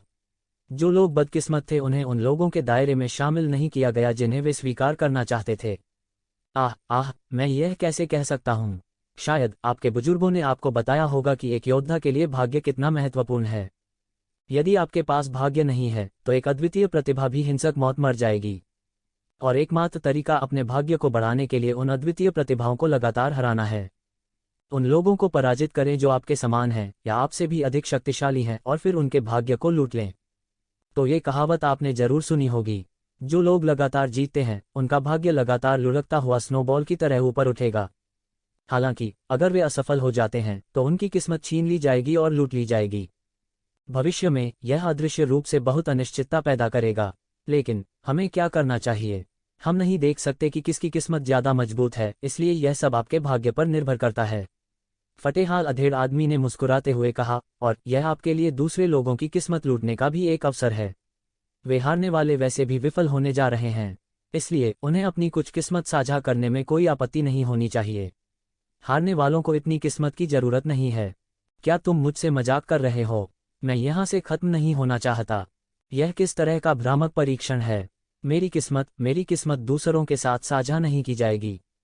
बहुत से लोग दहाड़े। वे सबसे गहन साधना वाले युवा विशेषज्ञ थे क्योंकि वे यहाँ आने में सक्षम थे। अतः वे भाग्य की अवधारणा से अपरिचित नहीं थे। तो वे स्वाभाविक रूप से जानते थे कि यह फटेहाल अधेड़ उम्र का आदमी मजाक नहीं कर रहा था। उनमें से प्रत्येक का गहरा भाग्य था। हालांकि इस चीज को देखा या छुआ नहीं जा सकता था, लेकिन इसका मतलब यह नहीं था कि वे अन्य प्रतिस्पर्धियों के साथ अपनी किस्मत साझा करने के लिए सहमत होंगे। यह मेरा है, इसे कोई नहीं छीन सकता, कमीने। हे, यह वास्तव में दिलचस्प है। हालांकि ऐसा लगता है कि बूढ़े ने यह नहीं कहा कि इसे केवल एक ही छीन सकता है। फिर मेरे पास आओ। लाल पोशाक में महिला धीरे से चिल्लाए। फिर उसने एक बड़ा जलता हुआ हाथ बनाया और सीधे हवा में प्रकाश की एक बड़ी धारा को पकड़ लिया। हर कोई, विशेष रूप से उसके आसपास के मार्शलिस्ट, दंग रह गए। यह कैसे हो सकता है? एक व्यक्ति एक पल में सैकड़ों नंबर टैग छीन सकता है। जहां तक 20 साल के युवक की बात है तो वह बिल्कुल भी नहीं हिला। हालांकि उसके शरीर पर एक भयानक सक्शन बल लग रहा था, जिससे एक विशाल चक्रवात बन गया। फिर सभी संख्या टैग प्रकाश की धाराओं में बदल गए, उसके साथ केंद्र के रूप में, और उसकी ओर गिरने लगे। उसी समय लित्यानयुन, वेइत्यानजियांग और हरे रंग की पोशाक वाली महिला ने भी अपने तरीकों का इस्तेमाल करना शुरू कर दिया। लाल पोशाक में महिला की तरह उन सभी ने एक एक करके नंबर टैग पकड़ लिए। वहीं 13 आयरन ब्लड ईगल राइडर्स ने भी अपनी चाल चली। 13 लोगों में से कोई भी एक मैदान पर हावी होने के लिए पर्याप्त था। अब जबकि वे सेना में शामिल हो गए थे, उनकी शक्ति स्वाभाविक रूप से महान थी। कहने की जरूरत नहीं है, उन्होंने सीधे सैकड़ों नंबर टैग अपने हाथों में ले लिए थे। हाँ, हमें भी अपनी चाल चलनी होगी, नहीं तो सब कुछ छीन लेंगे। जू ये जोर से हंसा और सीधे अपनी चाल चल दी। इस समय ये जिवेन ने भी एक बड़ा सुनहरा हाथ लगाया और सीधे मौके पर ही उन नंबर टैग को पकड़ लिया। उसकी गति अत्यंत तेज थी। लगभग एक पल में उसने सैकड़ों नंबर टैग अपने हाथों में ले लिए थे। जब वह उन्हें वापस ले जाने वाला था तो उसने देखा कि आसमान से एक भयानक आभा उठ रही है और सीधे हवा में ये जिवेन के बड़े हाथ पर हमला कर रही है। हम्फ, ये शिवेन ने ठंडी सांस ली। उसकी आवाज एक ध्वनि तीर में बदल गई और उस भयानक आभा के खिलाफ चली गई। बूम! एक भयानक विस्फोट ने अनगिनत नंबर टैग को सीधे उड़ा दिया। जिन लोगों को मूल रूप से नंबर टैग प्राप्त करने का मौका मिला था वे तुरंत असंतोष में दहाड़ने लगे, जबकि अन्य स्थानों के लोग जो मूल रूप से सोचते थे कि उनके पास कोई मौका नहीं था, वे बहुत खुश थे। जैसा कि कहा जाता है, योजनाएं परिवर्तनों के साथ नहीं रह सकती। कहने का आशय यही था। किस्मत एक ऐसी चीज थी जिसे देखा या छुआ नहीं जा सकता था। कभी कभी इसे समझाने का वास्तव में कोई तरीका नहीं था। कुछ लोग सोचते थे कि वे बहुत भाग्यशाली हैं, लेकिन वे नहीं जानते थे कि दुर्भाग्य और आशीर्वाद आपस में जुड़े हुए हैं। 13 आयरन ब्लडड ईगल कैवेलरी के किस नेता ने यह आदेश जारी किया था? दोनों पक्ष केवल एक बार भिड़े थे, इसलिए नहीं कि उन्होंने खुद को संयमित किया था, बल्कि इसलिए कि समय बहुत कम था। समाप्त होने से पहले उनके पास केवल एक बार वार करने के लिए पर्याप्त समय था। देखते ही देखते सारा कॉम्पिटिशन खत्म हो गया। थोड़े ही समय में सभी 5000 नंबर टैग विभाजित हो गए थे। हालांकि जब सभी ने यह देखा तो वे अचानक हंगामा करने लगे, क्योंकि कहा गया था कि 5000 नंबर प्लेट हैं तो 5000 स्पॉट होने चाहिए थे। हालांकि वास्तव में केवल 1000 या इतने ही लोग थे जो नंबर प्लेट पर अपना हाथ रखने में कामयाब रहे। शेष नंबर प्लेटें 13 आयरन ब्लड ईगल राइडर्स और अन्य विशेषज्ञों द्वारा छीन ली गईं, जिन्होंने पूरे दृश्य को देखा। एक आकस्मिक चाल के साथ वे आसानी से सैकड़ों नंबर प्लेटें छीन सकते थे, जिससे दूसरों के लिए हस्तक्षेप करना असंभव हो जाता था। इसलिए हालांकि फटे कपड़ों में अधेड़ उम्र के व्यक्ति ने कहा कि कम से कम आधे लोगों को हटा दिया जाएगा, वास्तव में पूरे 90% लोगों को हटा दिया गया था। शेष लोगों को 10% से कम कहा जा सकता है। निष्कासन का इतना बड़ा हिस्सा चौंकाने वाला था। यह कैसे हो सकता है? उन्होंने सभी नंबर टैग छीन लिए। यह धोखा है, यह नियमों के खिलाफ है, यह सही है, यह इस तरह है। एक व्यक्ति वास्तव में सभी स्पॉट लेना चाहता था। हरामी। सभी ने एक के बाद एक आलोचना की। फिर उन्होंने अधेड़ उम्र के आदमी को फटे पुराने कपड़ों में देखा, इस उम्मीद में कि वह बाहर आकर न्याय करेगा। मुझे नहीं लगता कि मैंने कहा था कि हम कुछ और नहीं छीन सकते। चूंकि मैंने यह नहीं कहा, इसका मतलब है कि इसकी अनुमति है। फटे पुराने कपड़ों में अधेड़ उम्र के व्यक्ति ने मुस्कराते हुए कहा। क्या? सभी को अचानक गुस्सा आ गया। वे बड़ी मुश्किल से यहाँ आए थे। क्या ऐसा हो सकता है कि वे जोकरों की तरह खेले जा रहे हों? क्योंकि तुम्हारी किस्मत खराब है। तुम बस उनके बगल में खड़े हो गए। जैसा कि मैंने कहा, यह खुद किस्मत की परीक्षा है। फटे पुराने कपड़ों में अधेड़ उम्र के शख्स ने ऐसा जवाब दिया कि हर कोई खून की उल्टी करना चाहता है। सभी ने इसके बारे में सोचा और यह वास्तव में ऐसा ही था। हालांकि ये ज़िवेन और अन्य नेता थे और आधे से अधिक नंबर टैग छीन लिए थे, लेकिन दूसरी ओर यह भी कहा जा सकता था कि उनकी किस्मत खराब थी। नहीं तो वे उनके बगल में खड़े होकर अंत में क्यों छिन जाते? हमारे संप्रदाय में ऐसे वरिष्ठ भी हैं जिन्होंने इंपीरियल कोर्ट प्रतियोगिता में भाग लिया था। मैंने इस तरह के परीक्षण के बारे में कभी कैसे नहीं सुना। यह सही है, यह सही है। मैंने इस तरह के हास्यास्पद परीक्षण के बारे में कभी नहीं सुना। मैं आपकी शिकायत करने के लिए इंपीरियल कोर्ट जाऊंगा। बंद करना। वास्तव में पिछले परीक्षणों में ऐसी कोई विधि नहीं थी, लेकिन यह अफसोस की बात है कि आपकी किस्मत खराब है। इस बार मैं तुम्हारा परीक्षक बनूंगा। फटे पुराने कपड़ों में अधेड़ उम्र का आदमी ठंडेपन से बोला। भाग्य। यह फिर से भाग्य था। सबके मन में बस यही ख्याल था। दुर्भाग्य, दुर्भाग्य। वे सभी दंग रह गए। दरअसल उनकी किस्मत खराब थी।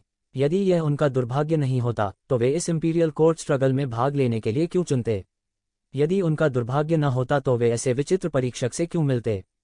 यदि यह उनका दुर्भाग्य नहीं होता तो वे एक शिवेन और अन्य शैतानों के पास क्यों खड़े होते, इस हद तक कि उन्हें एक भी पुरस्कार नहीं मिला? भाग्य, भाग्य। यह सब अंतिम विश्लेषण में केवल भाग्य के रूप में वर्णित किया जा सकता है। ऐसा लग रहा था, यह गलत नहीं था। पहली बार उन्हें एहसास हुआ कि उनकी किस्मत साधारण नहीं है। अगर उनका दुर्भाग्य नहीं होता तो वे इस स्थिति में नहीं होते। तो अगर आप शिकायत करना चाहते हैं तो आगे बढ़ें। मुझे पता है कि आपके कई आकाओं के शाही दरबार में बुजुर्ग हैं, लेकिन मुझे लगता है कि शिकायत करना बेकार है। आपको क्या लगता है कि इंपीरियल कोर्ट किस तरह की जगह है? कचरे के लिए एक आश्रय। आप लोगों का समूह जिनके पास न तो भाग्य है और न ही ताकत, आधिपत्य का मुकाबला करने के लिए रॉयल कोर्ट में प्रवेश करना चाहते हैं। आप मजाक कर रहे होंगे। चिथड़े कपड़ों में अधेड़ उम्र के व्यक्ति ने स्पष्ट रूप से कहा। उसके वचनों से सब लोग क्रोधित हुए और धर्म में कोप से भर गए। हालांकि ऐसा कुछ भी नहीं था जो वे कर सकते थे, क्योंकि वे इस अधेड़ उम्र के व्यक्ति के शक्तिशाली प्रतिरोध से डरते थे। उन्होंने विरोध करने की हिम्मत भी नहीं की। इतने शक्तिशाली व्यक्ति के सामने वे और क्या कह सकते थे? हाँ, शायद अन्य जगहों पर वे स्वर्ग का गौरव हो सकते हैं, लेकिन इंपीरियल कोर्ट में मानव जाति के सर्वोच्च अधिकार में कुत्ते के रूप में बिल्कुल प्रतिभाशाली थे। स्वर्ग का गौरव हर जगह था और कोई भी साधारण सैनिक एक निश्चित अवधि में एक अज्ञात प्रतिभाशाली व्यक्ति हो सकता है। यह इंपीरियल कोर्ट की वास्तविकता थी। इसने लोगों का खून खौलाया, लेकिन साथ ही यह एक बहुत ही ठंडा सच था। फटे पुराने कपड़ों में अधेड़ उम्र के व्यक्ति ने उपहास किया और उन्हें तिरस्कार से देखा। हालांकि यह किस्मत की परीक्षा थी, लेकिन इसने उन्हें अपनी ताकत से मुकाबला करने का मौका भी दिया। हालांकि उनके पास भाग्य नहीं था और उनकी ताकत पर्याप्त नहीं थी। क्या उनका निष्कासन उचित नहीं था? वे और किस बारे में शिकायत कर सकते हैं? वे वास्तव में स्वर्ग और पृथ्वी की विशालता को नहीं जानते थे और विभिन्न शक्तियों द्वारा खराब कर दिए गए थे। उनका क्या? उन्हें भी नंबर प्लेट नहीं मिली थी, ये ज़िवेन ने ही उन्हें दी थी। इस समय किसी ने अनिच्छा से कहा। उसने जिस दिशा की ओर इशारा किया वह जगह थी जहां किंग लुओ और अन्य लोग थे। किंग लुओ को नंबर प्लेट नहीं मिली थी। यही ज़िवेन थी जिसने उन्हें ये नंबर प्लेटें दी थी, अन्यथा उसे हटा दिया गया होता। क्या मैंने कहा था कि मैं इसकी अनुमति नहीं दूंगा? मैं जो कह रहा हूं वह यह है कि जिनके पास नंबर प्लेट नहीं है उन्हें हटा दिया जाएगा। नंबर प्लेट कैसे ली गई, छीनी गई या बांटी गई, मुझे कोई फर्क नहीं पड़ता। फटे पुराने कपड़ों में अधेड़ उम्र के व्यक्ति ने उपहास किया और कहा, इसके अलावा तुम अभी भी नहीं समझे। अगर मैं कहूं कि तुम बदकिस्मत हो तो तुम बदकिस्मत हो। आपने इस तरह के लोगों से दोस्ती क्यों नहीं की जिन्होंने नंबर प्लेट छीनने में आपकी मदद की? उद्धरण चिन्ह। इस वाक्य ने तुरंत सभी को अवाक कर दिया। ठीक है, मैं अब आपके साथ बकवास नहीं करना चाहता। जो लोग समाप्त हो गए हैं जल्दी से छोड़ दें, मेरे अगले आकलन में देरी न करें। इतने मजबूत परीक्षक के सामने जिन्हें बाहर कर दिया गया था, वे एक पल के लिए झिझके, लेकिन लंबे समय तक नहीं रहे और एक के बाद एक चले गए। वे सभी समझ गए थे कि अगर वे रुके भी तो यह बेकार होगा, और सबसे भयानक बात यह थी कि यह परीक्षक लोगों को मार भी सकता था। उन्होंने अपनी आंखों से देखा था कि इस परीक्षक ने 13 आयरन ब्लड ईगल कैवलरी को लगभग मार डाला था। एक तलवार, बस एक तलवार। बहुत से लोग गुप्त रूप से अनुमान लगा रहे थे कि उसका साधना स्तर क्या है। कुछ लोगों ने सोचा कि वह पहले ही आकाशीय क्षेत्र के 9वें आकाश में कदम रख चुका है, कुछ लोगों ने सोचा कि वह पहले ही दिव्य क्षेत्र में पहुंच चुका होगा, लेकिन किसी भी मामले में उनके लिए वह एक भयानक प्रतिद्वंद्वी था जिसकी वे बराबरी नहीं कर सकते थे। ऐसे विरोधी के सामने लोगों की संख्या पहले से ही महत्वहीन हो गई थी। इन लोगों के चले जाने के बाद अधेड़ उम्र के व्यक्ति ने भीड़ पर नजर डाली और कहा, बधाई हो, आप सभी बहुत भाग्यशाली हैं, अन्यथा आप अभी चयन में खड़े नहीं हो पाते। बहुत अच्छा, मैंने मूल रूप से आधे से अधिक लोगों को खत्म करने की योजना बनाई थी, लेकिन मुझे एक बार में 90% लोगों को खत्म करने की उम्मीद नहीं थी, जिससे मेरा बहुत समय बच गया, लेकिन यह अभी भी पर्याप्त नहीं है। क्या अभी भी पर्याप्त नहीं है? वह क्या चाहता है? वह पहले ही दसियों हजार लोगों को समाप्त कर चुका है, क्या यह अभी भी पर्याप्त नहीं है? उद्धरण चिन्ह। यह नहीं हो सकता, क्या वह हम सभी को खत्म करना चाहता है? बहुत से लोग अचानक कोलाहल में फूट पड़ते हैं, कोलाहल की लहर दौड़ जाती है। वास्तव में अभी अभी उन्मूलन का अनुभव करने के बाद यह कहा जा सकता है कि वे सदमे में थे और उनके दिलों में एक डर था। अगर उनकी किस्मत जरा सी भी खराब होती तो क्या उन्हें तुरंत हटा दिया जाता? आखिरकार वे ये ज़िवेन और अन्य लोगों की तरह नहीं थे जो मूल्यांकन पास करने के लिए पूरी तरह से अत्याचारी ताकत पर निर्भर थे। उनमें से कई लोग वास्तव में इस आपदा से बचने के लिए किस्मत के भरोसे थे। क्या ऐसा हो सकता है कि वह चाहता है कि 10वीं दुनिया में हमारी प्रतियोगिता शुरू होने से पहले ही खत्म हो जाए? हर कोई थोड़ा अवाक रह गया, लेकिन सोचने के बाद यह वास्तव में संभव था। कौन जानता था कि यह पागल परीक्षक ऐसा करेगा या नहीं?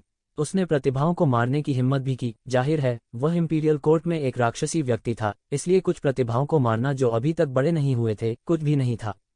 इस तरह के पागल व्यक्ति का सामना करना, यह वास्तव में भाग्य और परीक्षक की प्राथमिकताओं पर निर्भर करता था। पिछली सारी तैयारियां इस समय कितनी हास्यास्पद लग रही थीं। फटे पुराने कपड़ों में यह अधेड़ उम्र का आदमी अपनी पीठ के पीछे अपने हाथों को आगे पीछे करते हुए खड़ा हो गया और फिर कहा, जो भी हो, 10वीं दुनिया में कुल 10 लोग हैं, यह 1000 से अधिक लोगों का पैमाना है, थोड़ा बहुत है। हर कोई उसके रूप को देखता था और मदद नहीं कर सकता था, लेकिन थोड़ा डर महसूस करता था। 10 लोग, वह प्रारंभिक चयन में लोगों की संख्या को 10 से कम करने की योजना नहीं बना सकता था, है ना? अगर सच में ऐसा होता तो बात खत्म हो जाती। कौन जानता था कि यह पागल ऐसा करेगा या नहीं? मुझे लगता है कि आपको बहुत स्पष्ट होना चाहिए कि भले ही आप 10वीं दुनिया में प्रवेश करते हैं, इस बात की कोई गारंटी नहीं है कि यह शीर्षक अंत में आपका होगा। उस समय कोटा के लिए लड़ने के लिए दूसरी दुनिया के विशेषज्ञ भी आ सकते हैं। क्यों? मुझे लगता है कि आपको बहुत स्पष्ट होना चाहिए, क्योंकि आप सभी नर्म पैर वाले झींगे हैं, आप सभी नर्म खुरमा हैं। इस समय फटे पुराने कपड़ों में अधेड़ उम्र के व्यक्ति ने कुछ क्रोधित युवा प्रतिभाओं पर नजर डाली और मुस्कुराते हुए कहा, क्या आप आश्वस्त नहीं हैं? वास्तव में आपके दिल में आपको भी बहुत स्पष्ट होना चाहिए, यह है वास्तविकता, एक बहुत ही वास्तविक वास्तविकता। क्या यहाँ पहले से ही कुछ लोग नहीं हैं? जैसा कि उन्होंने कहा कि उन्होंने 13 आयरन ब्लड ईगल राइडर्स पर नजर डाली, उनके मुंह के कोने ने एक नकली अभिव्यक्ति का निशान प्रकट किया। 13 आयरन ब्लड ईगल राइडर्स का नेता कुछ नहीं बोला, लेकिन उसके चेहरे पर एक बदसूरत अभिव्यक्ति चमक गई। उसके लिए यह पूरी तरह से अपराजेय प्रतिद्वंद्वी था, इसलिए वह उसे बिल्कुल भी उकसाएगा नहीं। यही कारण है कि इस तरह का पूर्व चयन है। आप महसूस कर सकते हैं कि यह अनुचित है, लेकिन इसके साथ शुरू करना अनुचित है। आप केवल एक अच्छा मास्टर न होने के लिए खुद को दोष दे सकते हैं, इसलिए आपको और भी अधिक मेहनत करनी होगी। अन्य लोगों द्वारा प्रवेश करने के बाद पराजित होने की प्रतीक्षा करने और अपमान में अपने धब्बे दूर करने के बजाय मेरे लिए यह बेहतर है कि मैं आपको यहाँ रोक दूं। भले ही वे सभी काय हों और दूसरे क्षेत्रों की विफलताएं हों, आपके लिए, यहाँ तक कि मार्किस कुलों और शाही कुलों की विफलताएं भी आपसे कहीं अधिक मजबूत हैं। इस अधेड़ उम्र के व्यक्ति को फटे पुराने कपड़ों में सुनकर 13 आयरन ब्लड ईगल राइडर्स, लितियान यून और अन्य का रंग थोड़ा बदल गया, क्योंकि इस परीक्षक ने कहा था कि वे हारे हुए काय थे और दूसरे में प्रतिस्पर्धा करने की हिम्मत नहीं करते थे दुनिया, इसलिए वे कोशिश करने के लिए केवल 10वीं दुनिया में आ सकते थे। उनकी किस्मत, भले ही वे अन्य दुष्ट कल्टीवेटर प्रतिभाओं की तुलना में बहुत अधिक शक्तिशाली थे, लेकिन यह इस लौह आवरण तथ्य को नहीं बदल सका। केवल ये ज़िवेन की अभिव्यक्ति शांत थी, उसने बिल्कुल भी परवाह नहीं की, क्योंकि उसके आने का यह कारण नहीं था। उसके पास और भी हास्यास्पद कारण था, क्योंकि वह देर से आया था। आपको अगले मूल्यांकन पर ध्यान देना चाहिए, क्योंकि यह न केवल इस बात से संबंधित है कि क्या आप 10वीं दुनिया में प्रवेश कर सकते हैं, बल्कि यह भी कि क्या आप इंपीरियल कोर्ट में प्रवेश कर सकते हैं। आपको पता होना चाहिए कि इंपीरियल कोर्ट स्ट्रगल का मूल उद्देश्य इंपीरियल कोर्ट के लिए प्रतिभाओं का चयन करना है। और 10वीं दुनिया में प्रवेश करना केवल एक चैनल है। यदि आप अगले मूल्यांकन में उत्कृष्ट प्रदर्शन कर सकते हैं तो उम्मीद है कि आप किसी महान के पक्ष में हो। इंपीरियल कोर्ट के आंकड़े, अगर ऐसा होता है तो आप धन्य होंगे। जो पहले हटा दिए गए थे उनमें से कुछ ऐसे भी हो सकते हैं जो आपसे अधिक उत्कृष्ट हों, लेकिन इससे कोई फर्क नहीं पड़ता। जैसा कि मैंने कहा, हम स्वीकार नहीं करते बुरी किस्मत वाले लोग। फटे अधेड़ आदमी ने कहा। जब सभी ने यह सुना तो उन्हें अचानक लगा कि कड़वाहट खत्म हो गई है और मिठास आ रही है। मूल रूप से वहां बहुत से स्थान नहीं थे और अधिकांश अन्य बस तमाशबीनों के रूप में सेवा करने के लिए थे। उनकी एकमात्र आशा इस युद्ध के मैदान में कुछ दिव्य खजानों की खुदाई करने में सक्षम होना था, और यदि वे 100 लोगों में से एक बनने के लिए पर्याप्त भाग्यशाली थे तब वे केवल इसके बारे में सपना देख सकते थे। अप्रत्याशित रूप से वास्तव में ऐसा अवसर उनके लिए यहाँ इंतजार कर रहा था। उन लोगों के समूह से पूरी तरह से अलग था जो अभी चले गए थे। उन्हें बस यह महसूस हुआ कि उनकी किस्मत बहुत अच्छी थी। अगला मूल्यांकन क्या है? जल्दी करो और शुरू करो। कोई पहले से ही इसे अब और सहन नहीं कर सका। अगला मूल्यांकन ग्रेट वे की आपकी समझ का परीक्षण करना है। इससे कोई फर्क नहीं पड़ता कि आपकी ताकत में कमी है, लेकिन हमें बेवकूफ़ नहीं चाहिए। चिथड़े अधेड़ ने दूसरा नहीं कहा। स्वाभाविक रूप से यहाँ आने वाला कोई भी मूर्ख नहीं था। हर कोई यह भी जानता था कि यह इतना आसान नहीं होगा। अगर यह केवल महान मार्ग की अपनी समझ का परीक्षण करने के लिए था तो इतनी परेशानी से गुजरने की जरूरत नहीं थी। आप सभी बैठ जाओ और फिर महान मार्ग की अपनी समझ दिखाओ, फिर मैं फैसला करूंगा कि तुम योग्य हो या नहीं। अधेड़ परीक्षक ने कहा। यह सुनकर सब कुछ नहीं बोले और जल्दी से बैठ गए। Boom boom boom. अल्पविराम। एक पल में एक शक्तिशाली गति जारी की गई। क्षेत्र के हजारों लोगों ने ग्रेट वे की अपनी समझ जारी की, जिससे उनके सिर के ऊपर ग्रेट वे का एक पैटर्न बन गया। एक समय के लिए हजारों महान पद बोध स्क्रॉल आकाश में उड़ गए, एक दूसरे के साथ गूंजते हुए। एक शानदार दृश्य बना। जो यहां तक सके, चाहे वे बलवान हो या दुर्बल, अद्वितीय विद्वान कहे जा सकते हैं। उन्होंने महान पद बोध को प्रस्फुटित किया और यह दृश्य अत्यंत चौंकाने वाला था, क्योंकि फटे पुराने कपड़ों में अधेड़ उम्र के परीक्षक ने यह नहीं बताया था कि पास होने के लिए उन्हें किस स्तर तक पहुंचना है, इसलिए सभी की हिम्मत नहीं हुई। उन्होंने जल्दी से महान पद की अपनी सबसे शक्तिशाली समझ को मुक्त कर दिया, जिससे पूरा आकाश महान पद की उनकी समझ से भर गया। इन लोगों में 13 आयरन ब्लड ईगल राइडर्स के नेता की सबसे अत्याचारी समझ थी। वह अन्य 13 आयरन ब्लड ईगल राइडर्स के साथ एक नरसंहार महान पद समझ जारी करने के लिए सेना में शामिल हो गया। यह ऐसा था मानो आकाश नरसंहार के युद्ध के मैदान में बदल गया हो और हत्या की आवाज सुनी जा सकती थी। 13 आयरन ब्लड ईगल राइडर्स के महान पथ आरेख ने आकाश के एक छोटे से आधे हिस्से पर कब्जा कर लिया था, लेकिन अभी भी कुछ और आकाश में उड़ रहे थे जो 13 आयरन ब्लड ईगल राइडर्स के महान पथ आरेख के साथ प्रतिस्पर्धा कर रहे थे। सबसे पहले एक चाल चलने वाली महिला उग्र पोशाक में थी। आग के समुद्र का एक महान पथ आरेख ऊपर उठा, दृढ़ता से 13 आयरन ब्लड ईगल राइडर्स के महान पथ आरेख के विस्तार को अवरुद्ध कर रहा था, जिसने दुनिया के अपने हिस्से पर कब्जा कर लिया था। अगला ली तियानयुन था, जो एक सपने जैसा महान पथ आरेख था जो दुनिया के अपने पक्ष की रक्षा कर रहा था। तब यह वेई तियानजियांग था, जिसने एक महान पथ समझ को बहकाया जो एक स्टार मैप में बदल गया। यह ऐसा था मानो पूरा आकाश तुरंत तारों वाले आकाश में बदल गया हो, जिसमें अनगिनत सितारे टिमटिमा रहे हों। हालांकि ताकत के मामले में वह ये जिवेन से हार गया था, इसमें कोई संदेह नहीं था कि वह बेहद अत्याचारी था। हम्फ। हरे रंग की पोशाक में महिला के पीछे तलवार एक विशाल तलवार आरेख में बदलकर स्वचालित रूप से उड़ गई। 13 आयरन ब्लड ईगल राइडर्स के महान पथ आरेख के हिस्से जो आने का साहस करते थे, वे सभी उसके द्वारा टुकड़ों में काट दिए गए थे। और 25 या 26 साल के व्यक्ति ने भी अपनी महान पथ समझ को जारी किया, लेकिन यह अराजकता में था, इसलिए कोई भी वास्तव में नहीं देख सकता था कि वह क्या समझ रहा था। और इस समय जूए ने भी आखिरकार एक चाल चली। 13 आयरन ब्लड ईगल राइडर्स के महान पथ आरेख को अवरुद्ध करते हुए एक जंगली दृश्य एक पल में बह गया। ऐसा लग रहा था कि 13 आयरन ब्लड ईगल राइडर्स का लीडर विशेष रूप से ये शिवेन को निशाना बना रहा है। उनकी अधिकांश शक्ति बह गई। ग्रेट डाउ के 13 अत्याचारी विशेषज्ञों की समझ ने जूए पर बमबारी करने के लिए हाथ मिलाया था। जूए को जल्द ही विरोध करना बहुत मुश्किल लगने लगा। इस समय हवा और गरज की शक्ति के साथ एक शक्तिशाली देवता शून्य में प्रकट हुआ और 13 आयरन ब्लड ईगल राइडर्स द्वारा बनाए गए रक्तलाल युद्ध के मैदान में आरोपित हो गया। उसने अपने विशाल हाथ से पकड़ लिया और हजारों सैनिकों और घोड़ों को पकड़ लिया, उन्हें मौके पर ही खूनी धुंध में कुचल दिया। यह ये जिवेन थी। चूंकि वह नहीं जानता था कि यह परीक्षक क्या कर रहा है, इसलिए उसने पीछे हटने की हिम्मत नहीं की। ये जिवेन की ग्रेट वे की समझ बेहद चौंकाने वाली थी, इसलिए वह इसे प्रदर्शित नहीं कर सका। हालांकि हवा और गड़गड़ाहट की शक्ति सबसे असाधारण चीज थी जिसे वह प्रदर्शित कर सकता था। उसने दूसरी परत के शिखर तक शैतान पंखों का अभ्यास किया था, इसलिए हवा और गड़गड़ाहट की शक्ति के बारे में उनकी समझ उस स्तर तक पहुंच गई थी जो हम लोगों की कल्पना से परे थी। ये जिवेन के शामिल होने के साथ जूये ने तुरंत अपनी स्थिति को स्थिर कर लिया। इस समय इस क्षेत्र में केवल ये जिवेन और जूये ही 13 आयरन ब्लड ईगल राइडर्स के विस्तार को रोक सकते थे। दूसरे बस पर्याप्त नहीं थे। 13 आयरन ब्लड ईगल राइडर्स ने इस आकलन में लोगों के दूसरे समूह से निपटने के लिए अपने दिल को कठोर कर लिया था। इसके अलावा उनका तरीका और भी अधिक शातिर था। द ग्रेट पाथ कॉम्प्रिहेंशन एक मार्शल आर्टिस्ट की ग्रेट डाउ की समझ का आधार था। यदि महान पद बोध टूट गया था तो थोड़े समय में उनकी साधना बहुत पीछे हट जाएगी। एक मार्शल आर्टिस्ट के लिए क्या इससे ज्यादा गंभीर कुछ था? बहुत से लोग 13 आयरन ब्लड ईगल राइडर्स के विस्तार को आसानी से रोक नहीं सके। एक पल में डाउ आरेख टूट गया और उनका पूरा शरीर तोप के गोले की तरह उड़ गया। कुछ ही देर में सैकड़ों लोगों की जान चली गई। इस समय दूसरे कैसे संकोच करने का साहस कर सकते थे? वे जल्दी से सेना में शामिल हो गए। हालांकि वे ये जिवेन और अन्य लोगों की तरह नहीं थे जिनके पास अत्यंत शक्तिशाली महान पदबोध था, लेकिन वे सामान्य लोग भी नहीं थे। हजारों लोगों के खुद को बचाने के लिए सेना में शामिल होने के साथ यह 13 आयरन ब्लड ईगल राइडर्स को ब्लॉक करने के लिए पर्याप्त था।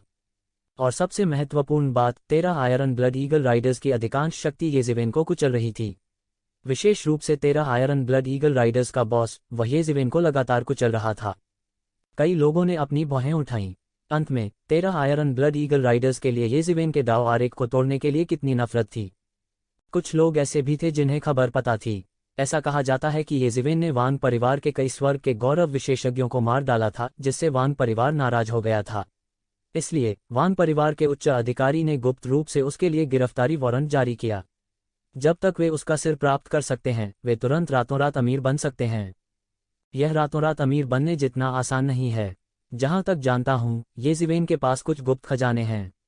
ऐसा लगता है कि उन बड़े शॉट्स की भी उस पर नजर है। इससे पहले ऐसा लगता था कि उसने यिन यांग जीवन और मृत्यु आरेख प्राप्त कर लिया है। टुकड़ा, यह एक ऐसा खजाना है जिसने एक दानव भगवान को भयभीत कर दिया था, लेकिन अंत में उसने वास्तव में इसे प्राप्त कर लिया। ये जिवेन यह सुनकर सबकी नजरों में और भी रहस्यमयी हो गई थी।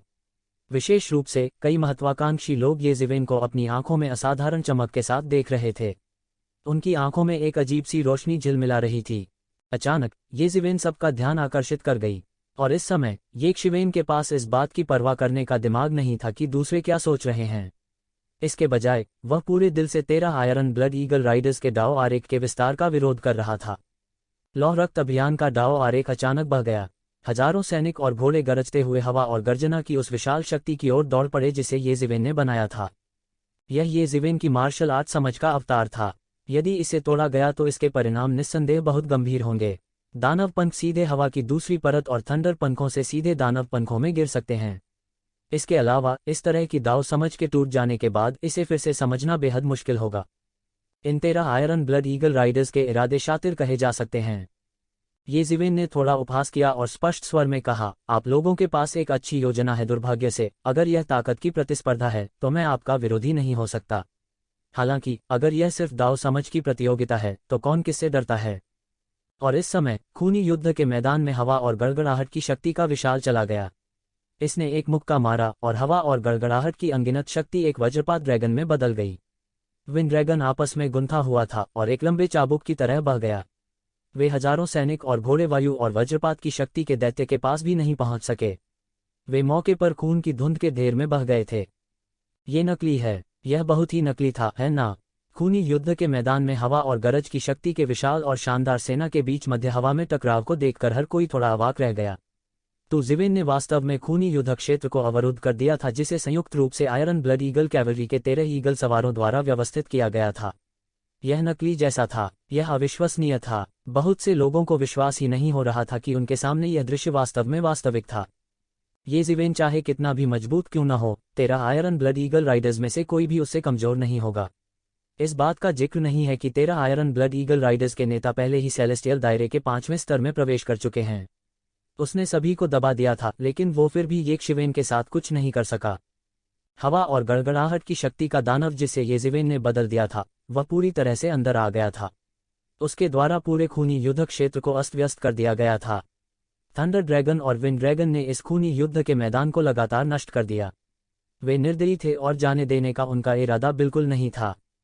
13 आयरन ब्लड ईगल राइडर्स इस अवसर को अपने ताओवादी दिल को पूरी तरह से नष्ट करने के लिए लेना चाहते थे, उसे एक झटके में खत्म कर देते थे और उसकी मार्शल आर्ट को पंगु बना देते थे। लेकिन साथ ही येशिवेन का भी यही विचार था। उसके और 13 आयरन ब्लड ईगल राइडर्स के बीच दुश्मनी के साथ यह संभावना नहीं थी कि सुलह के लिए कोई जगह होगी। यदि वह यहाँ उन सभी को पंगु बना सकता है तो उसके अपंग होने के बाद यह संभावना नहीं थी कि वे उसके लिए कोई घातक खतरा पैदा करेंगे। विशेष रूप से 13 आयरन ब्लड ईगल राइडर्स के नेता, जो आकाशीय दायरे के 5वें स्तर पर थे, एक ऐसा अस्तित्व था जिसकी तुलना येशिवेन नहीं कर सकता था। यह एक भयानक अस्तित्व था जो कुछ साल पहले ये परिवार के 5 अत्याचारियों को टक्कर दे सकता था। यदि ये परिवार के 5 अत्याचारियों ने इन कुछ वर्षों में कोई प्रगति नहीं की तो शायद वे 13 आयरन ब्लड ईगल राइडर्स के नेता से ज्यादा मजबूत नहीं होंगे। इस वान परिवार की गहरी नींव को इससे एक नज़र में देखा जा सकता था। यह युवा पीढ़ी के शक्तिशाली उस्ताद भी नहीं थे जो अक्सर सबके सामने आ जाते थे। महान मार्ग की समझ के मामले में येशिवेन दूसरों की तुलना में जरा सा भी कमजोर नहीं था। उसके पीछे रहस्यमय स्थान के साथ महान मार्ग की उसकी समझ पहले से ही एक अत्यंत गहन क्षेत्र तक पहुंच चुकी थी। अन्यथा उसके लिए अपने स्तर से ऊपर लड़ना असंभव होगा। हाँ, 13 आयरन ब्लड ईगल राइडर्स का नेता आखिरकार इसे और सहन नहीं कर सका। खूनी युद्ध के मैदान के बीच में एक शूरवीर का एक विशाल प्रेत दिखाई दिया। यह ग्रेट वे की उनकी समझ थी। इस शूरवीर की शक्ति ने दुनिया को हिलाकर रख दिया। इसके प्रकट होते ही समस्त रक्तरंजित रणभूमि में सन्नाटा पसर गया। कोई और आवाज नहीं थी और उसके पीछे एक के बाद एक 12 विशाल प्रेत शूरवीर दिखाई दिए। हालांकि वे 13 आयरन ब्लड ईगल राइडर्स के नेता के साथ तुलनीय नहीं थे, लेकिन वे ग्रेट वे के प्रथम श्रेणी के शक्तिशाली भ्रम भी थे। वे पहले से ही अत्यंत अधीर थे। वे येशिवेन को एक झटके में भेदना चाहते थे और उसके ताओवादी दिल को नष्ट करना चाहते थे। 13 आयरन ब्लड ईगल राइडर्स का प्रभार हजारों घोड़ों की सेना की तरह था। आकाश और पृथ्वी ऊपर उठे और सभी की निगाहें दोनों पक्षों के बीच की लड़ाई पर टिक गईं। जर्ज कब्दों में केवल अधेड़ उम्र का परीक्षक ही बिना किसी हड़बड़ी के मैदान में चला गया। आप योग्य, आप अयोग्य, अपरिपक्व। एक नज़र से तो जो योग्य के रूप में पहचाने गए वे स्वाभाविक रूप से बहुत उत्साहित थे, लेकिन जो पास नहीं हुए वे और भी अधिक थे, जैसे कि उन्होंने अपने माता पिता को खो दिया हो। उसकी गति अत्यंत तेज थी। लगभग एक नज़र से वह यह निर्धारित कर सकता था कि बहुत कम समय में आधे से अधिक लोगों ने उसे पहले ही देख लिया था। इतने शक्तिशाली परीक्षक के सामने भले ही उनके मन में संदेह हो, वे बोलने की हिम्मत नहीं करते थे। और आकाश में येशिवेन और 13 आयरन ब्लड ईगल राइडर्स के बीच टकराव के बारे में उन्होंने उस पर नज़र भी नहीं डाली। यह ऐसा था जैसे उसने इसे बिल्कुल नहीं देखा, या यह कहा जा सकता है कि उसे बिल्कुल भी परवाह नहीं थी। गड़गड़ाहट। 13 आयरन ब्लड ईगल राइडर्स का प्रभार एक पल के प्रयास में पहले ही येशिवेन की विशाल हवा और गरज की शक्ति के सामने आ गया था, जो अपने साथ एक अतुलनीय भयानक प्रभावशाली ढंग लेकर आया था।